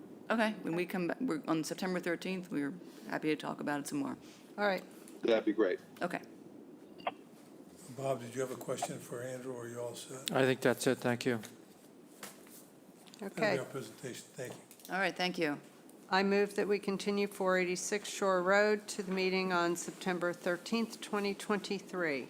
Gordon, second. Roll call vote, Elise? Aye. Cheryl? Aye. Karen? Aye. Bob? Aye. Mary? Aye. And I vote aye, too. That's unanimous. We'll see you on the 13th of September. Thank you very much. Thank you. Have a nice Labor Day weekend. Thank you. You too. Okay, the final notice of intent is 70 Watch Hill Way, Sheila J. Clancy, map 17C, parcel C9, SE 103644, proposed ecological restoration. Good afternoon. For the record, Jen Crawford here representing the applicant in this project. With me today also I have Lauren Taylor from our office. I think, Nikki, I know that you've met her and I don't know if any of the commissioners have, but I wanted to formally introduce her. She has been with our company for 2 years now and is an extremely important member of our team and an extremely good restoration designer. So I am going to let her give you the main presentation for this project, and both of us are here to walk you through any questions at the end. Thank you, Jen. Lauren, do you want to share your presentation or do you want me to share your plans? Up to you. I think just the plan will be okay. So if you want to pull that one up, that should be fine. Or I can share. Yeah, I can do it. Just internet. I'm at home in Brewster and internet's not great here. So, but I can pull it up. So just a moment.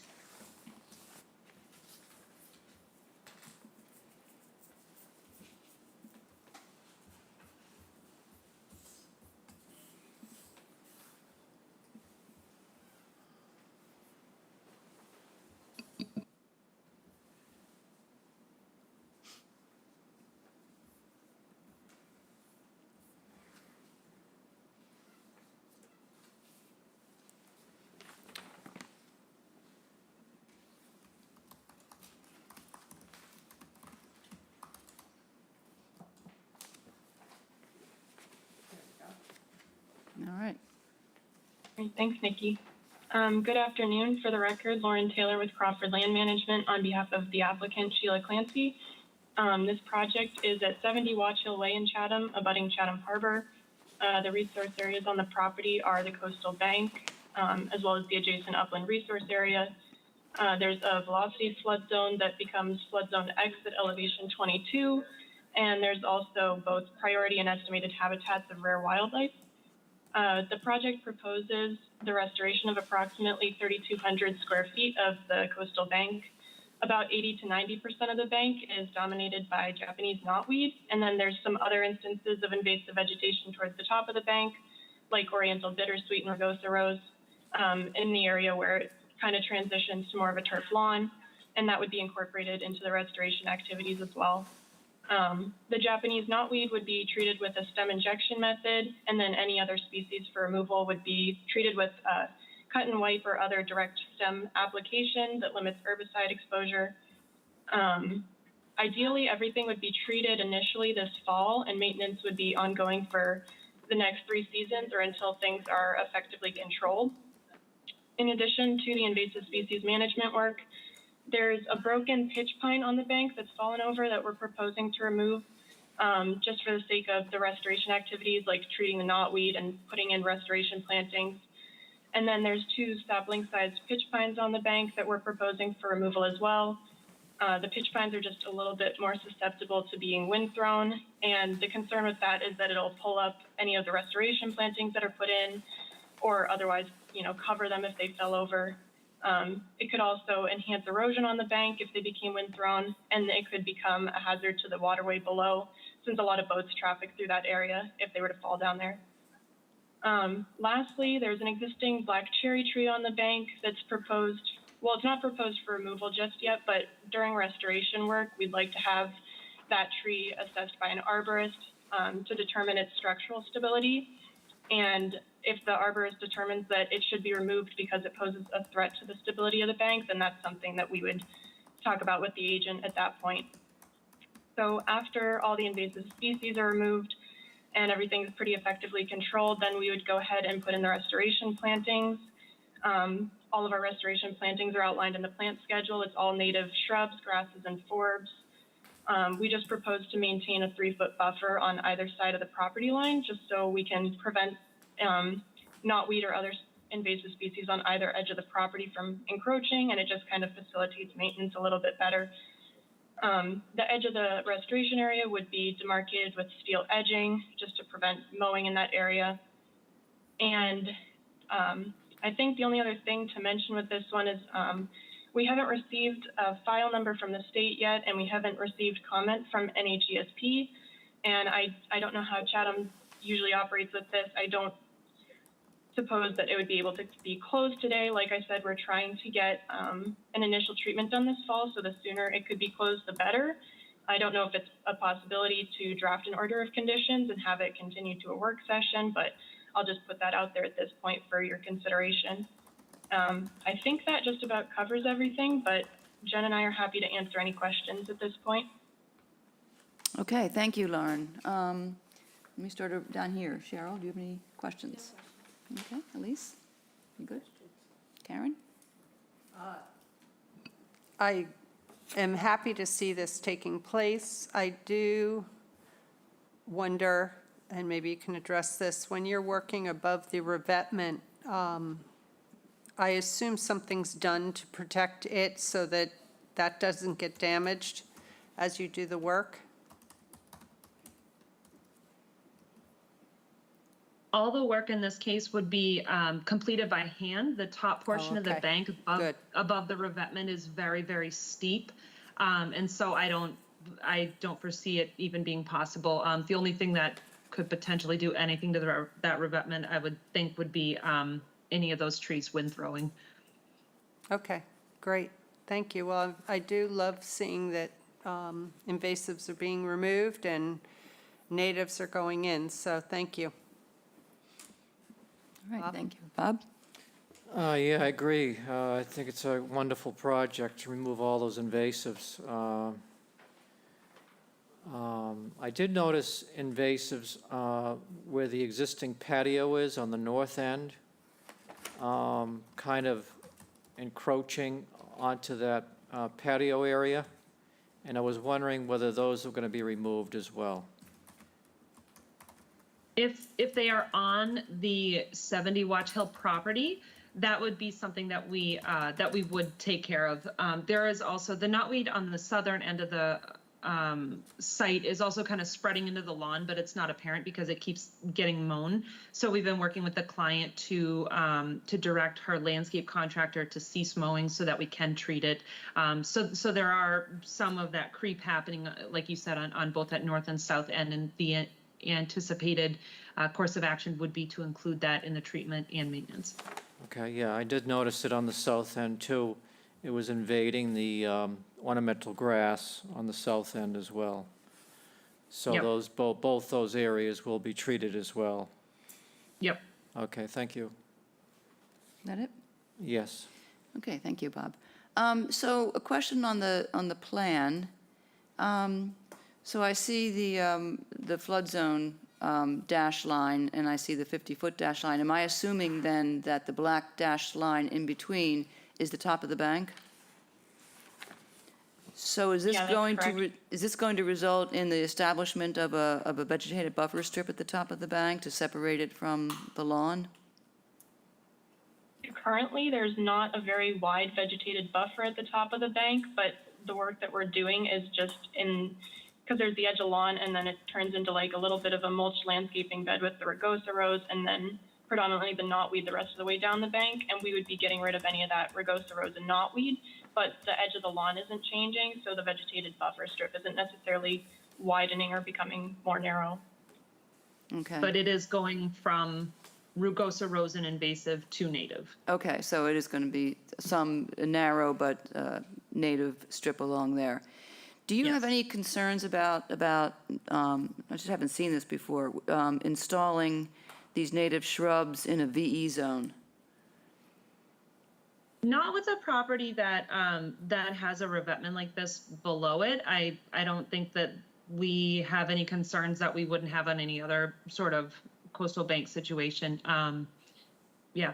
We often see, I'm just asking, 'cause we often see coastal banks above revetments vegetated with just some sort of beach grass, which becomes a bit of a monoculture. So this is, I think, a preferable way, but I just wonder if they do that because of any impact, any possible impact from any storm surge or Possibly. Honestly, I don't know why they often do that. I think a lot of times the engineers that are this is just in my experience, the engineers that are designing revetments are often not as well versed in the invasive species management and those mitigation components like the engineers that are working more on site development projects. So I think, honestly, they just kind of go forward that way.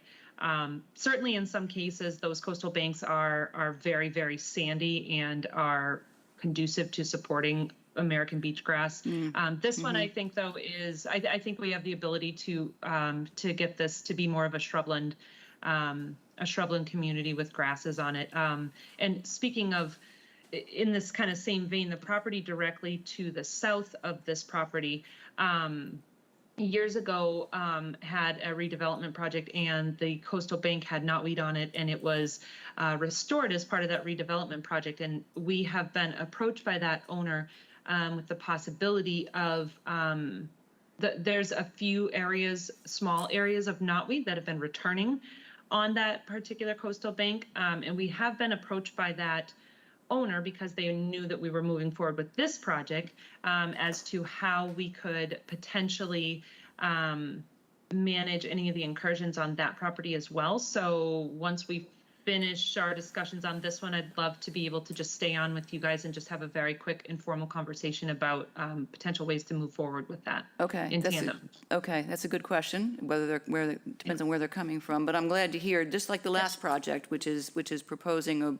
a bank restoration with a real good variety of native shrubs. I wish you guys had seen fit to put in some trees, but I totally get your point in this area that with the wind conditions what they are on the coast, that it may not be the best spot for a tree, so I'm not gonna.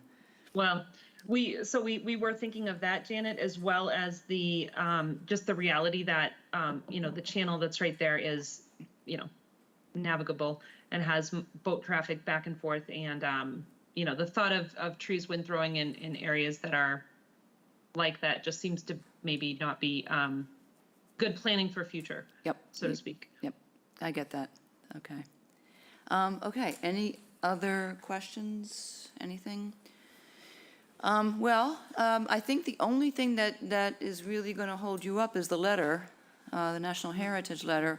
What we can do is we can continue this for an order of conditions on the 6th and see if you have that by then, and if not, we'll just continue it till the 13th. We'll just keep going until you have that in hand, because I think we can prepare an order between now and then. That would So be just fantastic. before we vote, I do kind of want to talk about the next neighboring property.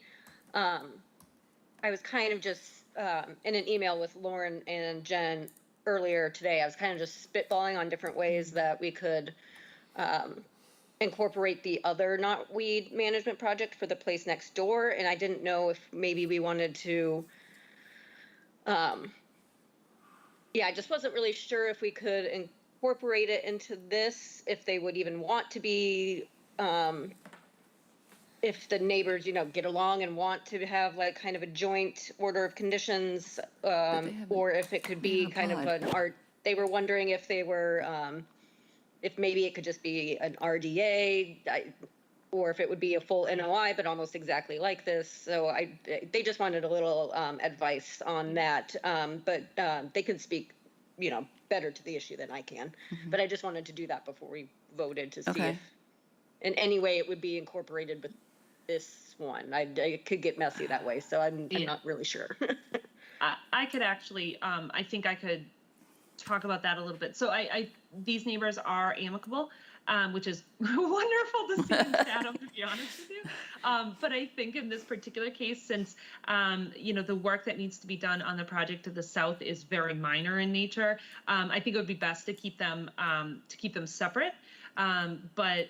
But yes, if the commission was willing to entertain something less than an NOI, just so we could do it more quickly and get that initial treatment potentially in together, that would be very beneficial for the project, as well as, when the original NOI was done on that southerly property, it was done 10 years ago with a different commission and a different agent and everything else, and now, this particular commission, you guys would have issued ongoing conditions with their certificate of compliance that basically told them they must maintain it free of invasives, but just simply, things change over the years. So that order of conditions, the old one, was closed out years ago as it should have been.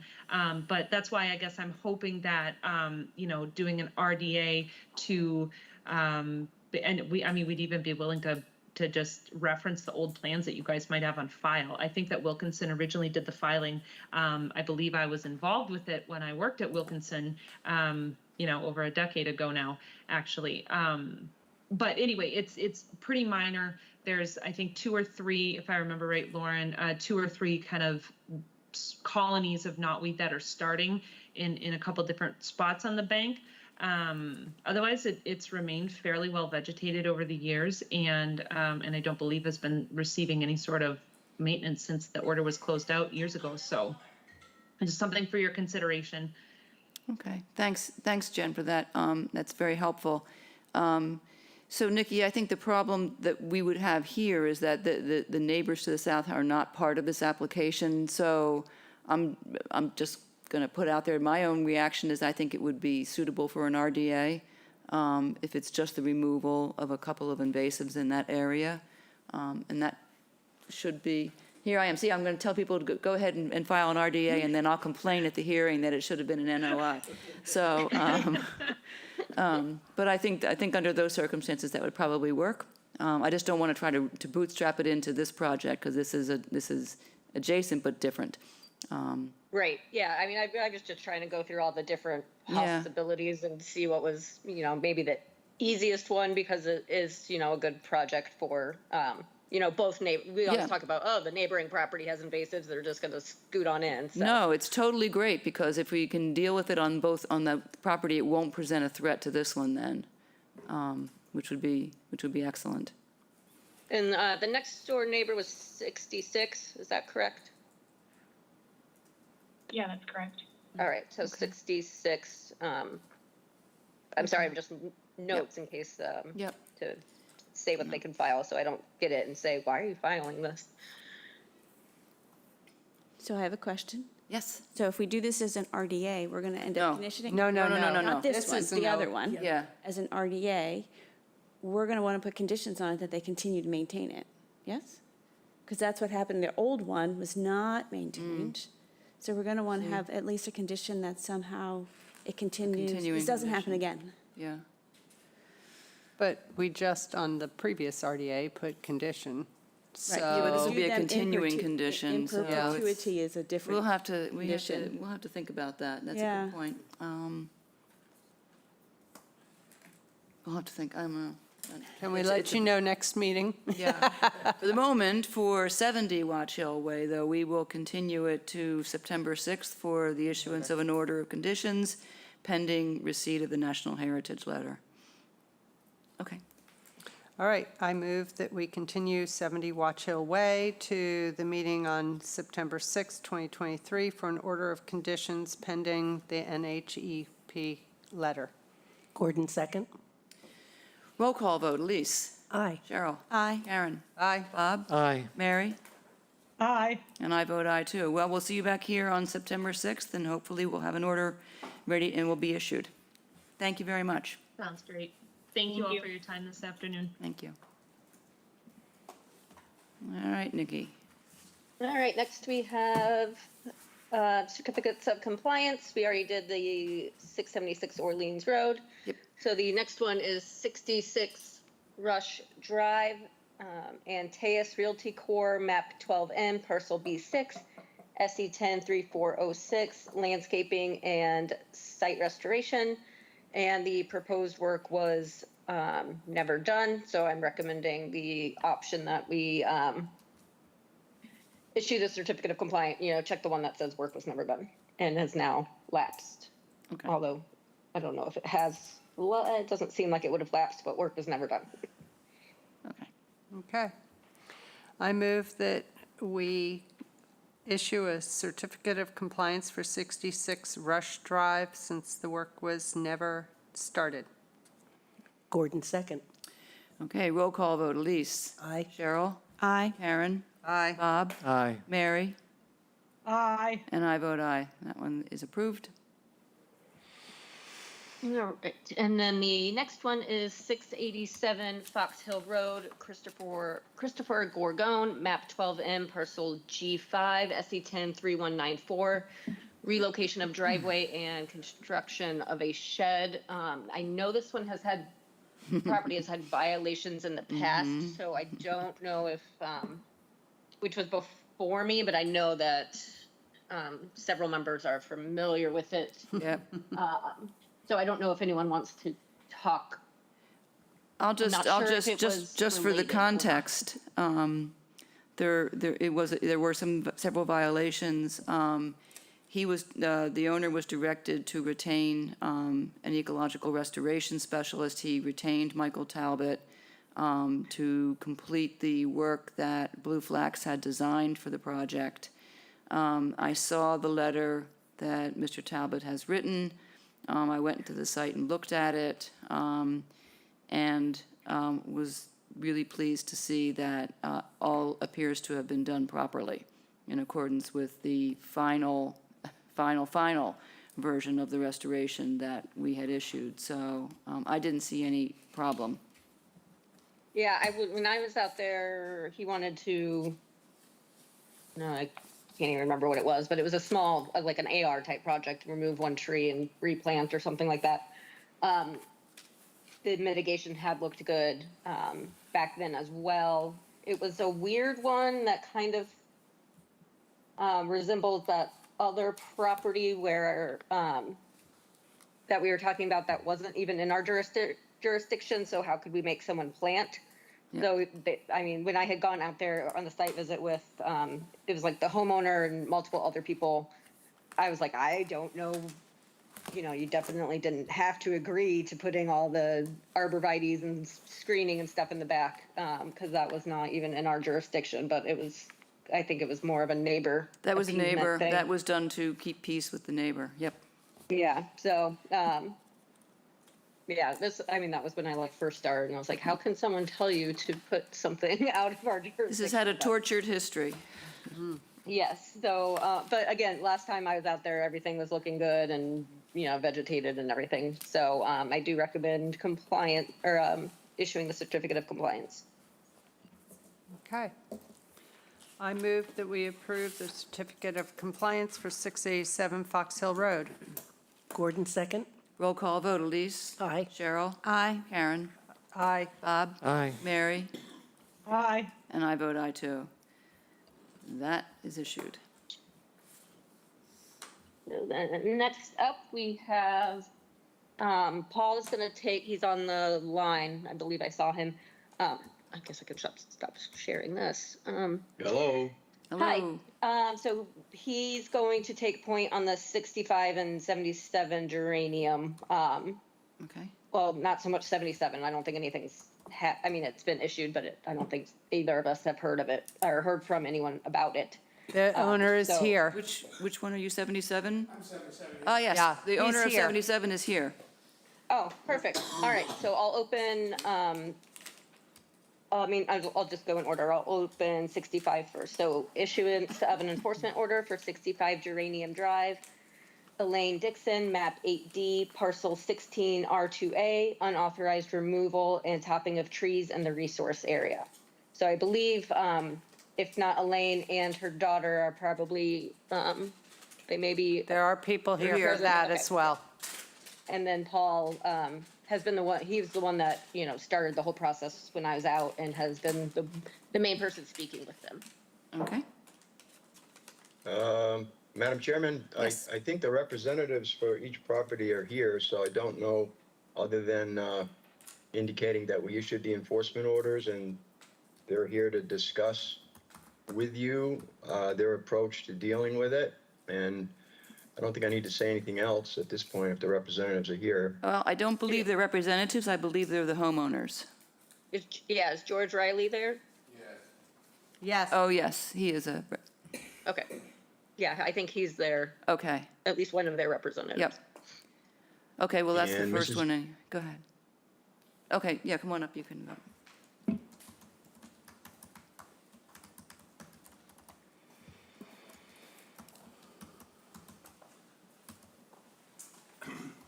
Yeah, George Riley, representing the Dixons. I took a cursory look today. That's really the first I've seen of it. And I think the best thing now is to maybe take a walk around with Paul or Nikki and go over what sort of damage has been done and what kind of approach we can take to mitigate that and come up with a restoration plan to give you guys. I don't think it doesn't look like there's an imminent disaster over there. There's no erosion or anything like that going on. But there's tons of invasives. And I didn't go far because there's also poison ivy. So I think that we'll set up a time to talk to those guys and we can go walk around and then come up with a restoration plan, probably, I don't know, the time date is maybe by the end of September or something like that. Is there a date in the enforcement order for that? I can't remember where we landed on that. I'm not sure we had a date. I think it was just the initial It was letter. Yeah, okay. Correct, Nikki? Let me just No. pull it. Yeah, Paul issued them. Paul, so is let that me- fine Paul? with you? No, I don't think, I think, I spoke with Bob Rawls about it, and I didn't put a date in there. I thought it would be more appropriate for the commission to decide when they issued the enforcement orders and reviewed them, what kind of date you wanted to use for them to respond. Oh, yeah, that's right. So we're and- doing the issuance of, Right. Nikki, do you deciding the next steps. Right. The timeline. So this Right, is we asked kind them of to like an come initial, today. what That's do we what was want you in to there. do? And then we decide next steps and then, okay, now it's all Okay. coming back to me. That's right, we asked them to appear today to talk about it. So, Paul, are you willing to meet Mr. Riley on site and, Absolutely. okay. I'll leave it to you two to Perfect. schedule that. Yeah, we'll in the not- schedule that. In the next couple of weeks, and then Yes, that's absolutely. we'll check up with you again in a few weeks and see what's happening and That's good. what will be done for restoration. Okay. I don't think we're not voting on anything, this is just No. an update. So, thank you, that's good for 65. Should we continue to another date? No, I forward? don't think we're going to, not Uh, yet. Yeah, let- We'll talk together and we'll we'll come let up with Paul a time advise in us. the convenient future. Just for procedural reasons, don't we have to continue to a date certain everything, or else it kind of drops? My recollection is, I mean, it would make sense to continue it, say, for 30 days or whatever, and we can. Yeah, I prefer that as well. Just, Okay. it stays more on my radar if I mean, even if if it's a month from now. It would be the at least 27th of September. Very good. Okay, Just for an update, and that way it stays on the radar Yep. a little better. yep.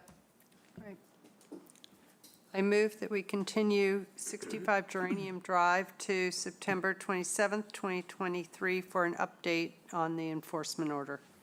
Gordon, second. All right, roll call vote. Elise? Aye. Cheryl? Aye. Karen? Aye. Bob? Aye. Mary? Aye. And I vote aye. See you Okay. back here on the 26th. 27th. 27th. All right. We've been doing this all day. Okay, thank Me you. too. Thank you. Okay. Okay, sir, finally, I told you it was going to be a wait, and you're the last one here. We had a You crowd. can have a seat there if you prefer, yeah.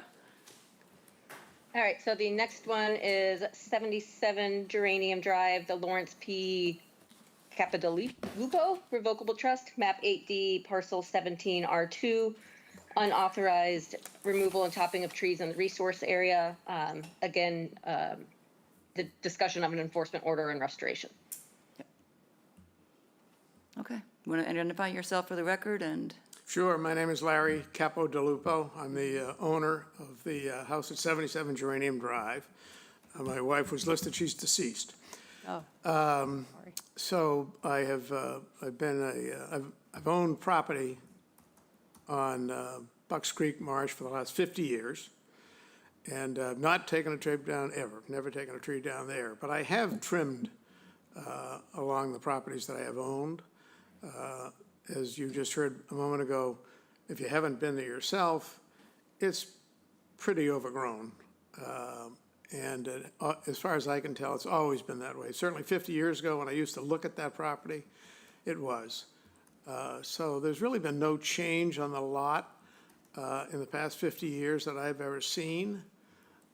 As I say, I lived across the way from it, but I was surprised to get a letter.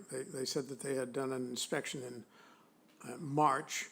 I had a fellow come in to trim it back. I mean, the trees are probably the size of a basketball, but they're only 4 feet high, maybe 4 feet high. And then every year, huge sprouts out. So there's, they probably grow 8 or 10 feet a year, I would guess. But I've not ever made a request to have any of it trimmed. So I think that's what this is all about. Okay. Paul? Yes. Go ahead. I'd like to hear what you have in response to that. Well, Yep. when we got a call regarding the Dixon property, and when I was out there, these two properties are adjacent to one another, and 77 Geranium also had basically done a wholesale cut all along the coastal bank. So, I mean, I couldn't issue an enforcement order for one and not the other. I understand the historical perspective. A lot of people don't understand they need a permit to do this. It may have been going on in previous years, but nevertheless, it does constitute a violation if no application was filed. So it pretty much looked to me like it was done a year or two before Mrs. Dixon's property, maybe less than that, but it was essentially the same type of vegetation and essentially the same wholesale cut along the entire coastal bank. Okay. We had photographs that Paul took back in March. They're not listed by address, so I can't tell which one is which. I don't know whether you've seen these or not. No. Paul, are you able to determine which ones are 77 and which ones are 66? I don't have them in front of me. I think Nikki's got the file, but 5. There's 5 photos. yeah. Yeah, are they on Dropbox? Yeah, I believe so. All right, so I can pull them up and, the I think the homeowner, I think Paul's on the phone, so. Yeah, the difference is, I think some of the photographs will show that the top of the vegetation is kind of browned out. It indicates it was cut older than the Dixon property, which was a fairly new cut. So that's, I thought I identified the pictures by writing on the back of them, but perhaps You I may well didn't. have, because we only have the fronts. Yeah, So I'm sorry. could I suggest then that Are you around all the time, or are you seasonal? I wasn't around in March. We usually go around during the winter, Okay, during the winter. right, but are you around for the next several weeks or so?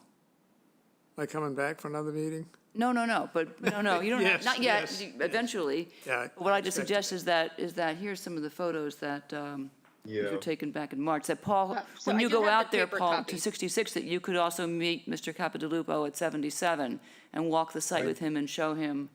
Certainly. Okay, If he's going to be here during that time frame that we just voted on, I'd be happy to do that. yeah, and over the next month sometime, so, Again, I never cut any stuff that thick down. I mean, I've never had it cut down like that. It's been trimmed. That could be my Those look property like- there, because that, Yeah, that looks like 65. that's 65. it's got to be sideways, because I got They're all rock. sideways, yeah, this is the way they're displayed. Sorry. Well, I don't know, too tough for me. it's hard to say with these photos, but I would say the best way to do it is to meet Paul on site, Sure. and you guys can walk together, and he can point out the areas of concern, and then together you can figure out what needs to be done about it.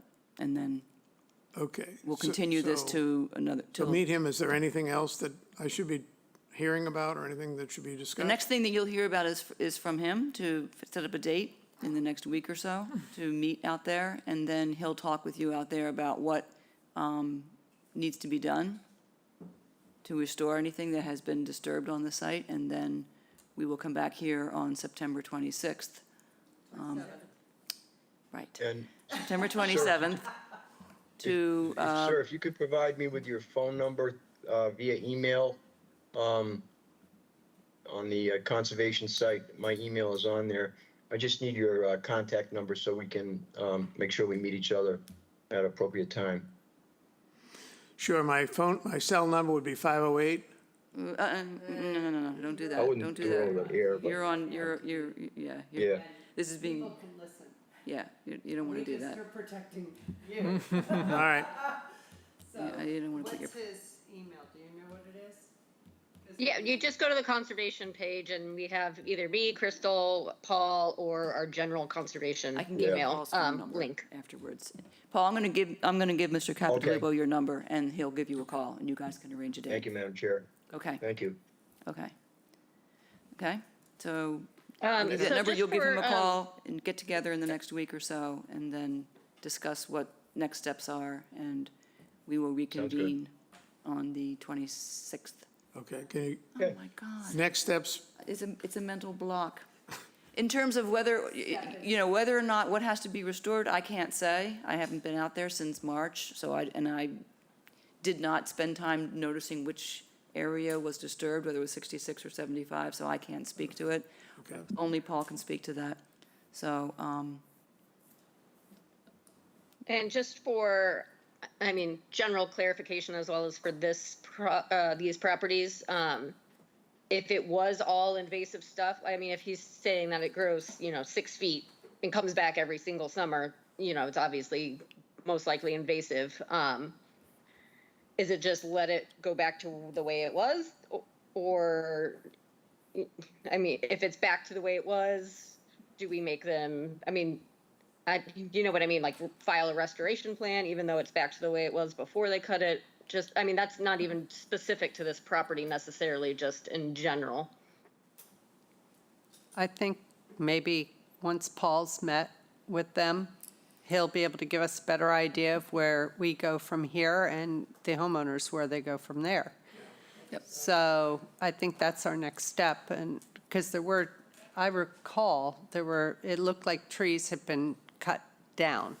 They were topped, and maybe that was a long time ago, and you're just, I've owned the property for 20 years. right. Maybe it was, but we could tell something had been done, and we had no filing to document that was going to take place. That's what initiated this order. Okay, so I am coming back on the 27th. yes. All right, so, yeah, you're right. Definitely you're right. The Yes, next we will step is we for post Paul to the go out there. agendas ahead of time, yes. Yes. And it's on the town website, on the Conservation Division website, and in the listing, the order in which they're coming up. I'll tell you that violations are generally at the end, Yeah. formally. Yeah. Here you go. That's Paul's contact number. Thank you. All right. Thank you for waiting. All right, thank you. Thank you for, yeah. All right, I move that we continue 77 Geranium Drive to the meeting on September 27th, 2023, to continue with the enforcement order. Gordon, second. Roll call vote, Elise? Aye. Cheryl? Aye. Karen? Aye. Bob? Aye. Mary? Aye. And I vote aye. See you on the 27th.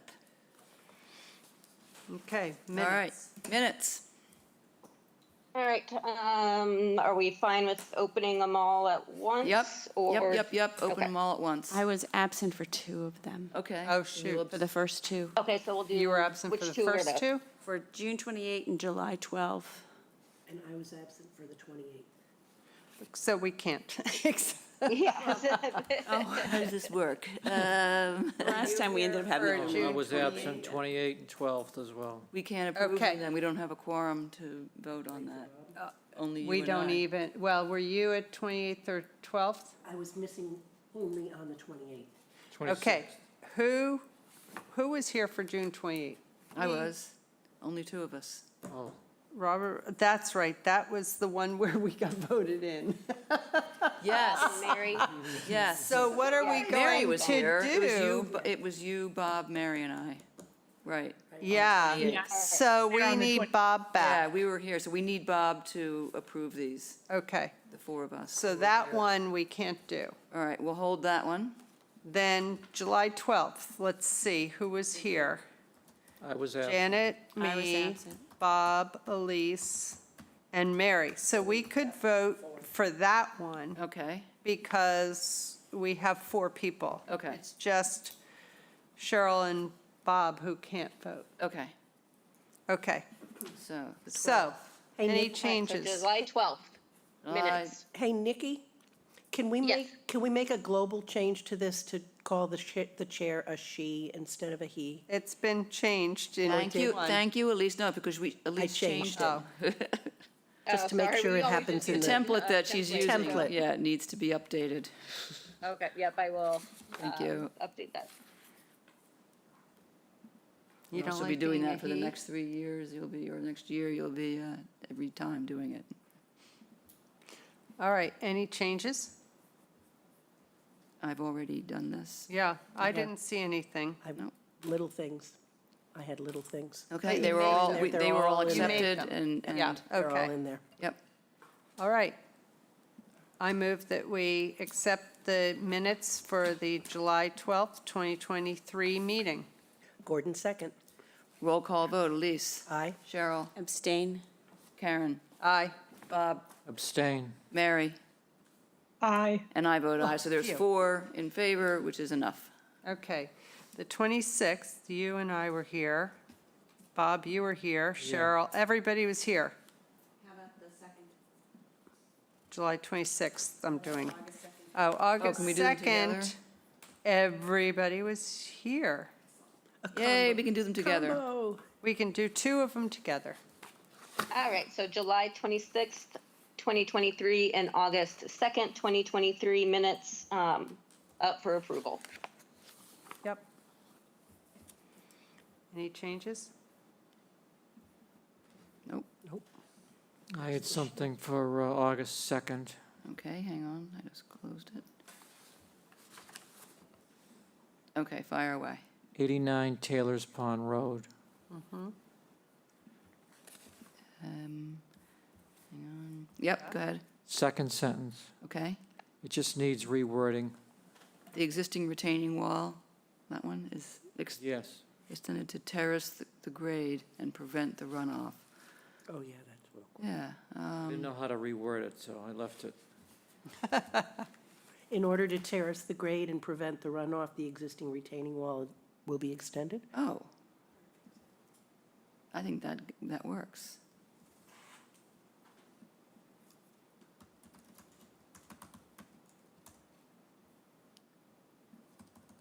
Does that make sense? Yes.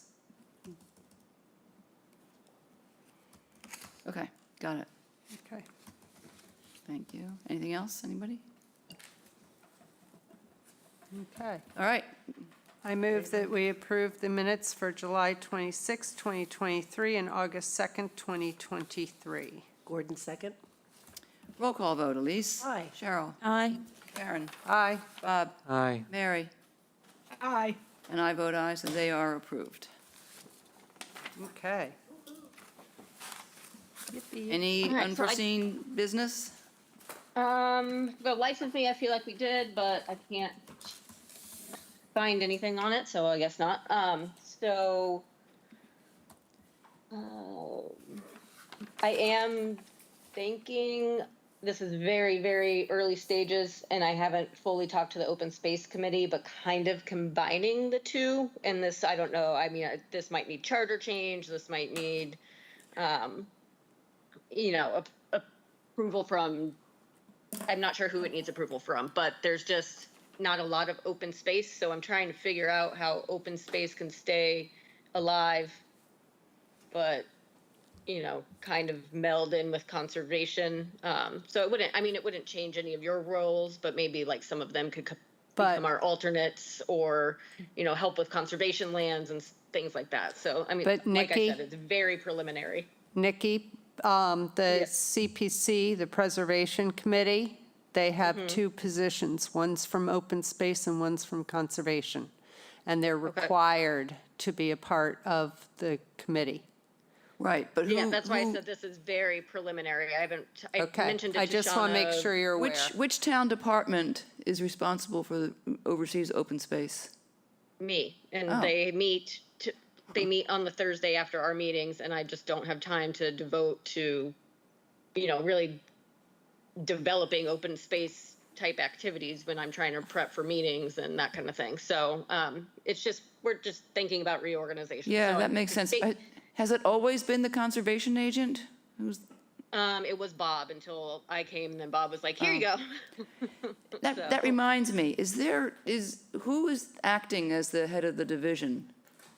That would be Katie Donovan. Oh. Is gonna act as the head of natural resources as well? Yeah, she's basically, she's doing more of like the human resources type stuff, like approving our time off and things like that. Until we find someone that is capable of doing Bob's job. But at the moment, the applications have started coming in. I do know that. Okay. I haven't seen any, but I have heard through the grapevine of conservation agents of some people that have applied. So, Okay, well, good to know the process is moving forward, so, okay. Yes. Okay. But yes, currently, if you were going to go to Bob for something, you would now go to Katie. Okay. No, I don't think we have anything at the moment, but if, she would be who you would talk to about any changes to the way that open space and conservation division. With that, I would probably go to the select board's office. Just because I'm not, I don't think it requires a charter change, but it would definitely require a vote at the select board's meeting. And again, I'm not saying get rid of open space necessarily. I'm just trying to think of ways to utilize them better. So it's kind of just asking you guys if you have any ideas on how open space could be more effective, because there is so little actual property to buy to keep as open space in Chatham. Let's talk about it in the next few weeks, because I have had an interest in understanding better how that works. Because, and what its legal status is, because it's not legally conservation land, which requires a bylaw, a town meeting vote. So, we'll take a look at it and see.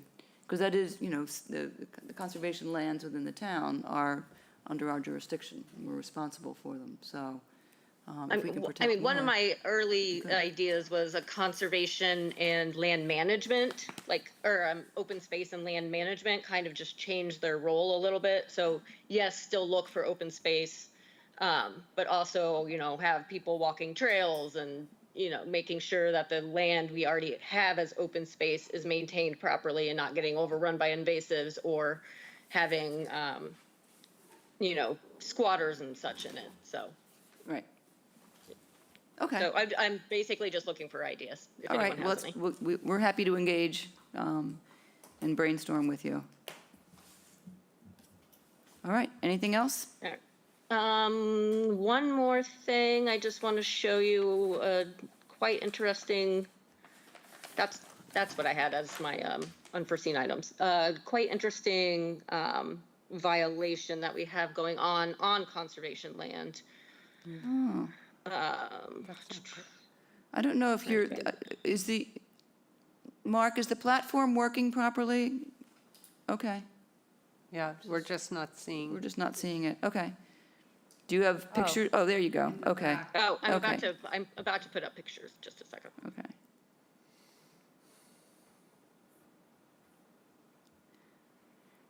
So while you're waiting for that, I'm just looking at what we did. The only order of conditions for the next meeting on the 6th is Watch Hill. Yep, Okay, that's no problem. no, Take care of that. yeah, that was good. We pushed everything off. You live to regret it on the 13th. Or the 27th. Or the 27th. Yes, I will regret it on the 13th. Thank you. So this is land between around Middle Road and Broken Back Mountain Hill or something like that. Broken Back Hill. Yeah, Broken Back Hill, yeah. So this is quite the squatters camp, but it is conservation land. Jeez. So we are in charge of it. It's pretty impressive. But so I went out with the police department maybe 2 weeks ago, and they are pretty sure they know who it is. Young teens, not nearly as much alcohol bottles as I've seen at a lot of other squatting camp type things, like in like the Harwich Woods and stuff. But it is our land, and we're kind of, I've spoken to Jill, or we're starting an email chain with Jill about how to get this, cleared out and everything. It's not near enough to a wetland to be in conservation wetland jurisdiction, but being that it is our land, I was just curious if, and the police department's getting a lot of phone calls about it, how you feel about us just taking it out and letting it, like, do its thing, or try and use, we have conservation funds that we could probably try and plant and stuff. I don't know if these kids would just come back immediately. It's hard to get to as well, to get all the stuff out. So I just haven't really had a violation like this on non-wetlands land. So it's kind of just, we have to figure out how to clean it out and what conservation department wants to do to restore it. Boy, they've really gone to a lot of trouble, haven't they? Wow. Yeah, I have no idea who these people are. The police department seems to think they do. They're young teenagers, but as far as they know, they don't have any supervision whatsoever. Really? Wow. Yeah, so it's not something that I would never go out to the site by myself and start cleaning it up. Like, it would be police detail type thing. So I don't know if you guys have seen a violation like this in your tenure and how you took care of it when you can't do like the enforcement order type way of Wetlands Protection Act. What, if somebody took it all down, what are the chances whoever's done this is going to come back and do it again? They'll probably slightly change their location and hope they don't get found. Yeah. It would be my guess. That's what I've generally seen in like. And how would we do an enforcement order? You can't, who would we issue it to? To ourselves? We have every right to go in there and take it down. I'm just Right. wondering if you had, if any of you had seen something like this and how you took care of it. And Paul, you may know well as well. I'm not sure Paul's on. Did he leave? Yeah, I think so. Okay, I'll ask his opinion tomorrow. Nikki, do you know if they're living there or just using it? To hang out? hanging out? I think I didn't upload all the pictures, but I think there were some like makeshift benches. I have no idea if they're using them for a bed or not. But no, we don't really, the police found it on a night patrol. So they go out in conservation lands and find, you know, what's going on during the night instead of just during the day. And that's when they found it. So I rode out with them. You could only really access it from ATVs. DPW is not even sure how they can get out there to help me clear it out. Yes, it's another thing that's just like, anybody has any ideas on what to do with this? Because it needs to go. It's not safe. The police are getting a lot of phone calls about it. It's on our land, so they're, doing it illegally. Out of curiosity, who's calling? Neighbors? I mean, is it close enough? Just people that are walking. Oh. Nikki, do we Yeah, have? I mean, it's a fully formed trail. Like an ATV can get through there fine, but there's some trees down here and there, but yeah, it's just people walking are like, oh my gosh, what is this? Do we have any money in the budget to pay somebody to do it? Plenty of money. I mean, it Yeah, we seems should like get a removal something, company, to go out there get and a just put it in a professional truck and take it off-site. Yeah, you Yeah, definitely I would say, I would have to talk to Jill about it, but I think we would probably have some money to, it's not wetlands related, so we can't use our Wetlands Protection Act fees for it, but I'm sure the department we don't spend very much, so I'm sure we have money to pay someone for that. So that's a good idea. Yeah. Or some slush fund that the town has. I mean, there must be Free cash. something. I don't think that should be done by volunteers. I No, think that should absolutely be not. removed by a Looking professional. at the extent of it, no, it should not. That's more elaborate than the little fort I built in the woods many moon ago. Yeah. Were you Yeah, living in and it? No, even we were someone just, at town hall was concerned about, who knows what's hiding in there, like, a drug needle or something like that. So we don't Yeah, want, no, that would be, it's anyone to get. not, we can say in a flippant way, it's young kids, but we don't really know that for sure, and we don't know what's in there, so caution is called for. There's liability. And there's they're liability. not kids, they are teens, but they don't have driver's license, from what the police thinks. Yeah, but see that, So we they're, don't. in the middle, we but. don't- But we don't want a kid getting hurt out there Right. on our Right. property. On conservation land, that would be very bad, so. the Chatham has sooner- deep The sooner the pockets. better, that they can get on that and get it out of there. Yeah, so I'm assuming Bob Rawls is probably going to watch this meeting, so if I don't add it to the violation list, just make sure one of us does. Because, again, it's not wetlands, but it is our land. the So I violator? just wanted to bring it to everyone's attention in case someone. Yeah, it's not really a brought it to you. violation, it's trespassing, so it's really Right. it's a criminal act, not a conservation. Correct, yeah. It's just, Violation. I just was unsure if any of you had dealt with this on some of our other land before. No, but I think the suggestion of paying somebody and having all of that removed as quickly as possible is the right way to go. Okay, Yeah, access is gonna be the hardest part, I think.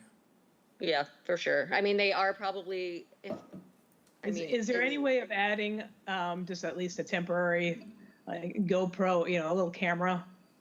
Just battery, just to record if Like a anybody's trail coming? trail cam that you attach to a tree. Trail cam. I mean, I know you don't have power out there, so it's just gonna be, battery, so it's not gonna last long, but at least give you a week of recordings of who's showing up. Yeah, they're often, they're motion, Motion sensitive. Yeah, there are sensitive, so motion the camera, the battery doesn't run down until there's some motion. Of course, it'll pick up all the deer and but that's okay. But that's good. We'll know what's out there. Yeah, I don't have one currently. I don't think it would be a problem to get one. Again, I've dealt with this in Harwich and we did the same kind of thing. I don't want to go into any more specifics about where it is so that people don't know where the camera might be. Okay. And the police may have one, that kind of thing. They were just kind of looking for an update and we're all the division heads are kind of talking about it right now, but I just wanted to let you know since it was on conservation land and, if someone came up to you and asked about it. Okay, thank you for that. No problem. All right, anything else? I don't have anything. I ready to move roll. that we adjourn. Gordon second. Roll call vote. Elise? Aye. Cheryl? Aye. Karen? Aye. Bob? Aye. Mary? Aye. And I vote aye. We are a wrap. Thank you. Thanks, Nikki. No problem. And just so you know, Crystal and I are forwarding our emails to each other in the hall. I don't know if you heard that. All emails.